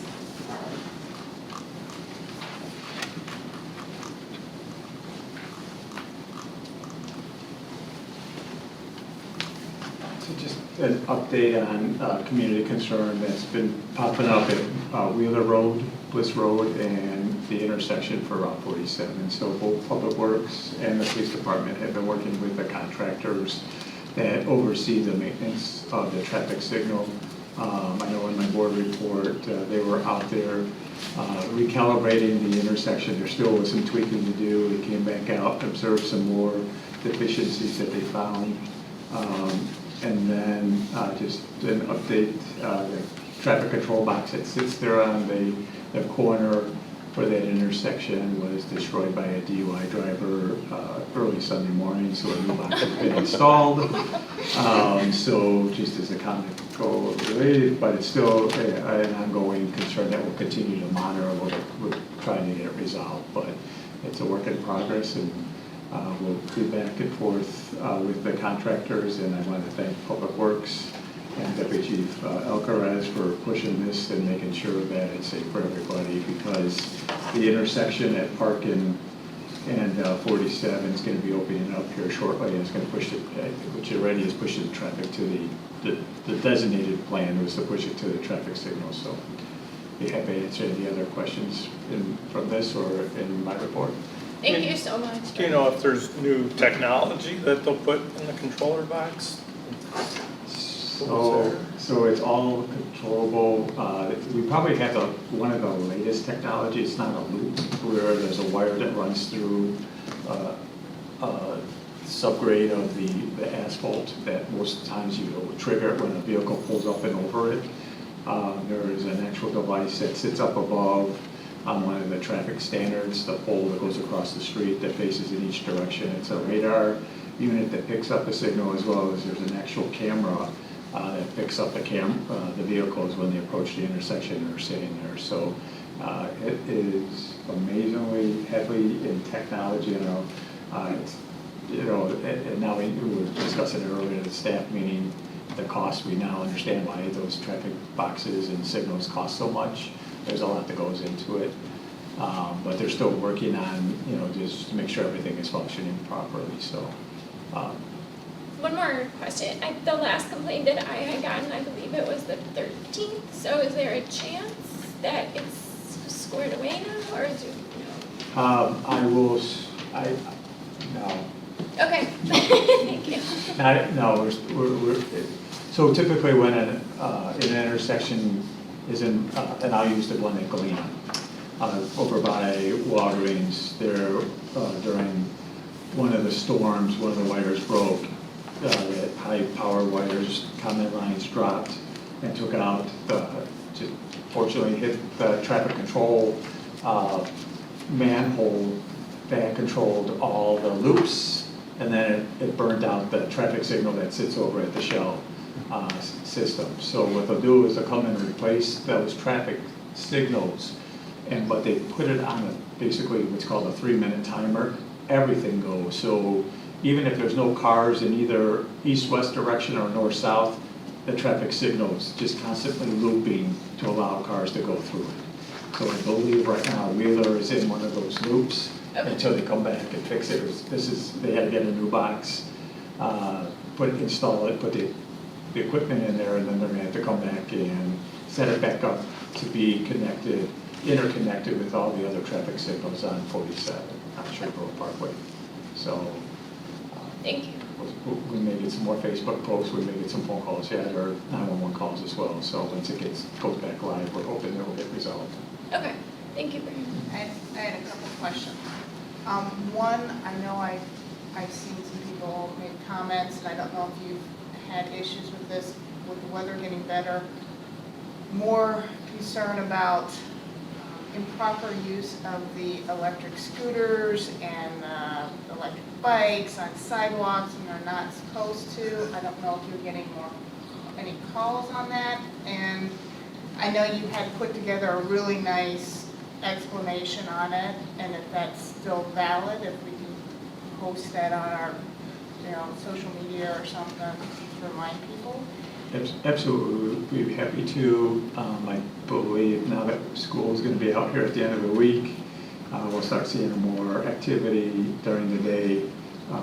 Everyone's unfortunately dealing with this, and again, parents are buying equipment for their kids not knowing that it's illegal for them to ride out on the sidewalk or on the roadway, and based on the age that they're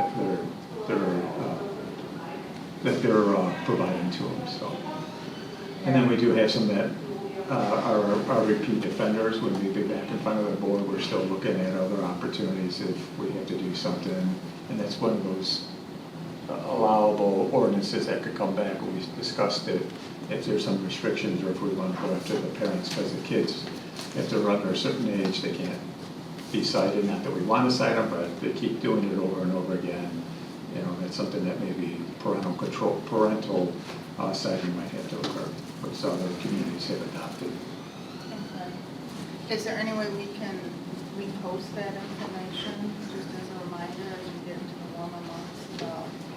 Yeah, yes. We'll work with PD to put something on Facebook and our website. Yeah, because I know that's, and then one, I have to ask, and I kind of stupid, I was looking at the change orders for the police department, added burglary burglar system, so a burglar alarm is added on there that we didn't have. Are the police not there all the time? Yes. So yes. So actually, I think number 12 is the change orders are out of order. Number 12 was added since the initial other 13 items were 12 items that were probably added, so we're now up to 13. That was for the electrical and low voltage, where we added some other drops once we started walking the interior building and there's that televisions need to be relocated or needed additional network drops in there, so that's that one. But the burglar alarm system is something that's needed since we don't have a 24/7 person in the building. Okay, so After that's, hours, we need to secure the building for what we store in there, our evidence, our weapons, and if the officers are tied up on the street, it's not No. good to have it unsecured, yeah.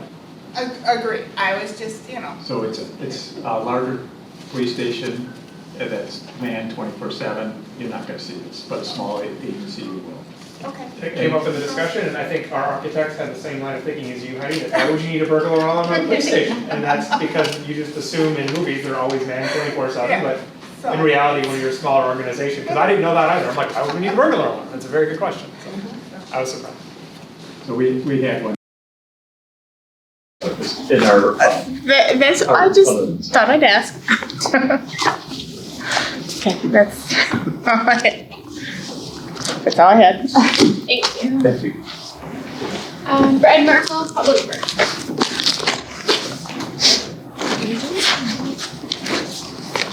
I just wanted to report that I did talk to Deconstruction, the contractor in the Parkway 47 project, and he thought they would be done by the end of this week. Oh, sorry. Oh, that's, Exciting news, they were putting signage up today and trying to get paint sprayed on the new striping, the between ring and stuff, so. Very close. There's very little landscaping that has to take place, so hopefully we can get rid of those barricades by the weekend. thank you very much. Also, thank you for trying to help those families. I know it doesn't sound like the obstruction is in Sugar Grove, but they are Sugar Grove residents, so I really appreciate it. I know you've been putting it off, so thank you. Just to dovetail a little bit on, a large part of that water starts actually at the sour cane. Yeah. And then it comes down through the airport and that whole area there, then the Sugar Grove Drainage District picks up water and Yeah. it's a huge area of water. I know. And it's multi-jurisdictional and government. And that's why I'm saying thank you, because I know he's been working with all these agencies. Yeah, it's, What can be done to, narrow down. it's a huge challenge, because it starts at the Forest Preserve property, then goes unincorporated, then the whole airport Yeah. drains that generally that way as well. You don't see it a lot because in the airport, it's all underground, it's all piping until it starts coming out on the north side of 30. Yeah, And then it's there's what- that one drainage law too that applies. So Correct, it's and then just- Prairie Glen right here, that drains into the airport and then south there too, so it's a huge area, so yes, it does take time to figure all I know. that out. The only thing I wanted to add on to that is that if you would be so kind as to periodically give them an email update as to what's going on, so that way at least they understand that they're. Michelle Piotrowski has been communicating with them, because usually when we Yeah. get drainage complaints in the village, we would ask EEI to investigate. Yeah. To see what engineering means and methods need to take, place to fix it. If it's something beyond like the right of way, like a storm sewer, the road that we would. So I understand this is a whole group that has to come together and just, if they periodically get an email from the village here saying, hey, this is, status, then at least they know that they've been heard. Whether or not we can do anything immediately, that's a whole can of worms by itself, but. So right now I'm trying to get a meeting together with the drainage district and EEI to go over that stuff, so. No, well, that's Very excellent. county, so- Yeah, that's excellent. Or County- even if you just county- email me and say, hey, I'm setting up this meeting, then I can communicate it to them, because they've emailed me. And that way I keep them in the loop, that they at least know that we haven't dropped it, Right. type of thing. Because I think obviously, Michelle was out there Yeah. late last week to meet and talk to several of the residents, so No. they've been communicated with. no, that, I appreciate that immensely. It's the ongoing so that they don't, because people have this expectation that we're gonna wave magic wand and it'll get fixed, and that's not necessarily the way it goes. It takes time, but if we keep the communication channels open, I think that'll be a big plus, and then hopefully we can, as you get these people's groups together, we can move forward to resolve their situation, because obviously it is a big concern. In all the years that I've worked here, there's never been a drainage problem out there. So this is the first year it This happened. is the first year that we've had water reported in these backyards in Dugan Woods. And tonight was the first night I heard about 6 sump pumps. So, I have not talked to her, so. Yeah. I hadn't heard from that one either, I just on the backyard issue. Sure. Tony's been here a long time too, and we've never had complaints out there. So something has changed. We gotta figure it out. And so everybody knows there's a huge, very dense section of woods that is private property that you cannot walk through. It's so overgrown. So I'm thinking that's where the restrictions are. Yeah. But thank you so much for your support on that. Yep. Thank you. Trustee Lindy. I attended the library board meeting, the last one, there's gonna be another one, I think next week. They have a new website up and running. Summer reading program kicks off May 30th, between 1 and 3. They always have a lot of good activities going on. They now have a low vision reading device here at the library. And I believe Groove in the Grove starts June 12th. Yes. And then for the King County Forest Preserve, visiting the bison at Burlington Prairie Forest Preserve, May 1st started. And in case anybody wants to go out there, there's a baby bison. They're called Red Dog. It's called a red dog. Was born May 9th. So that would be really cool to see. Bliss Woods cleanup is Saturday from 9 to noon. Gonna be cutting some honeysuckle and pulling garlic mustard. And on the June 6th, there's a grand opening of archery range at Mill Creek Greenway Forest Preserve in Elburn. If anybody's interested in that. That's all I have. Trustee Lund. Gave a little bit of support to the beautification committee by picking up and delivering an entire trunk full of hostas and a still beef for their project over at the cemetery, and it looks like it was coming along beautifully. Thank you. Trustee Special. Yes, I attended the ribbon cutting, welcoming a new business in the Jewel area there. It's the Route 47 Wings and Tavern. It's great to see another business coming into the village. The property owners, the business manager, and all of them seem very happy with the village, so I'm happy to report that it's the same owner for that whole building, and he's happy with the village, and he's looking for more property to develop if he can make it work out for him. Again, I attended the uncoupling. It was very unique ribbon cutting for the fire training center. They actually use a fire hose and they uncouple it instead of actually cutting a ribbon, but that's a great addition to the community. It's, for those that don't know, that is a potential future fire station site in the future, but and it's great that they're working with Wabansi, so congratulations to the fire department as well. Thank you. Trustee Michael. Groovin' in the Grove is June 12th, and the first act is Voyage, and it's also Food Truck Friday. So if you come, you can bring your own lawn chairs and your own beverages. There'll be plenty to eat. And I attended the chamber, chamber after hours last Monday. So that's about it. I attended the CPAP grant meeting this past month. Me and President Stovall did the cleanup at the beautification at the cemetery, playing perennials. It was a good time. Yeah. President's report. I think you all mentioned the things I was at. The only thing that didn't get mentioned was our planter pots yesterday. 27 of them went around the village and close to Brad and the entire public works team were awesome. Bringing all these pots around, filling them with dirt. I think they really made people happy, and small businesses are happy about it. So it's great to do something fun to make them feel like part of our community.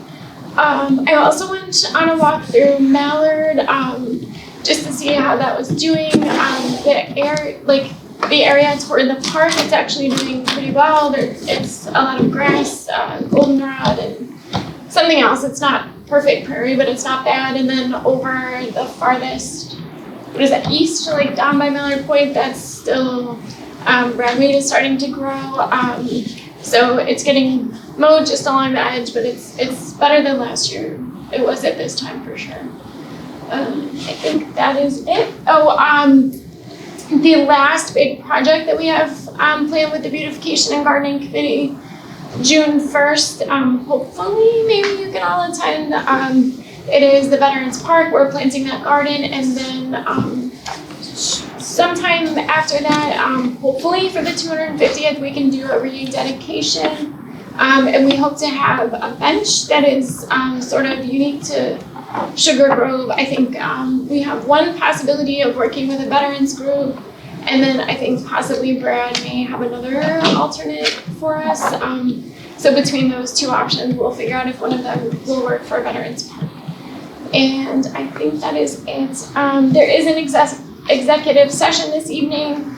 Is there a motion and a second to enter executive session to discuss litigation 5 ILCS 122C11 and to adjourn the meeting after there is no further business to discuss? I'll make that, Go ahead. First I'll make that trustee motion. I'll second. And a second from trustee Nichols. Aye. Trustee Nichols? Aye. Trustee Roscoe? Aye. Trustee Lundy? Aye. Trustee Lewis? Aye.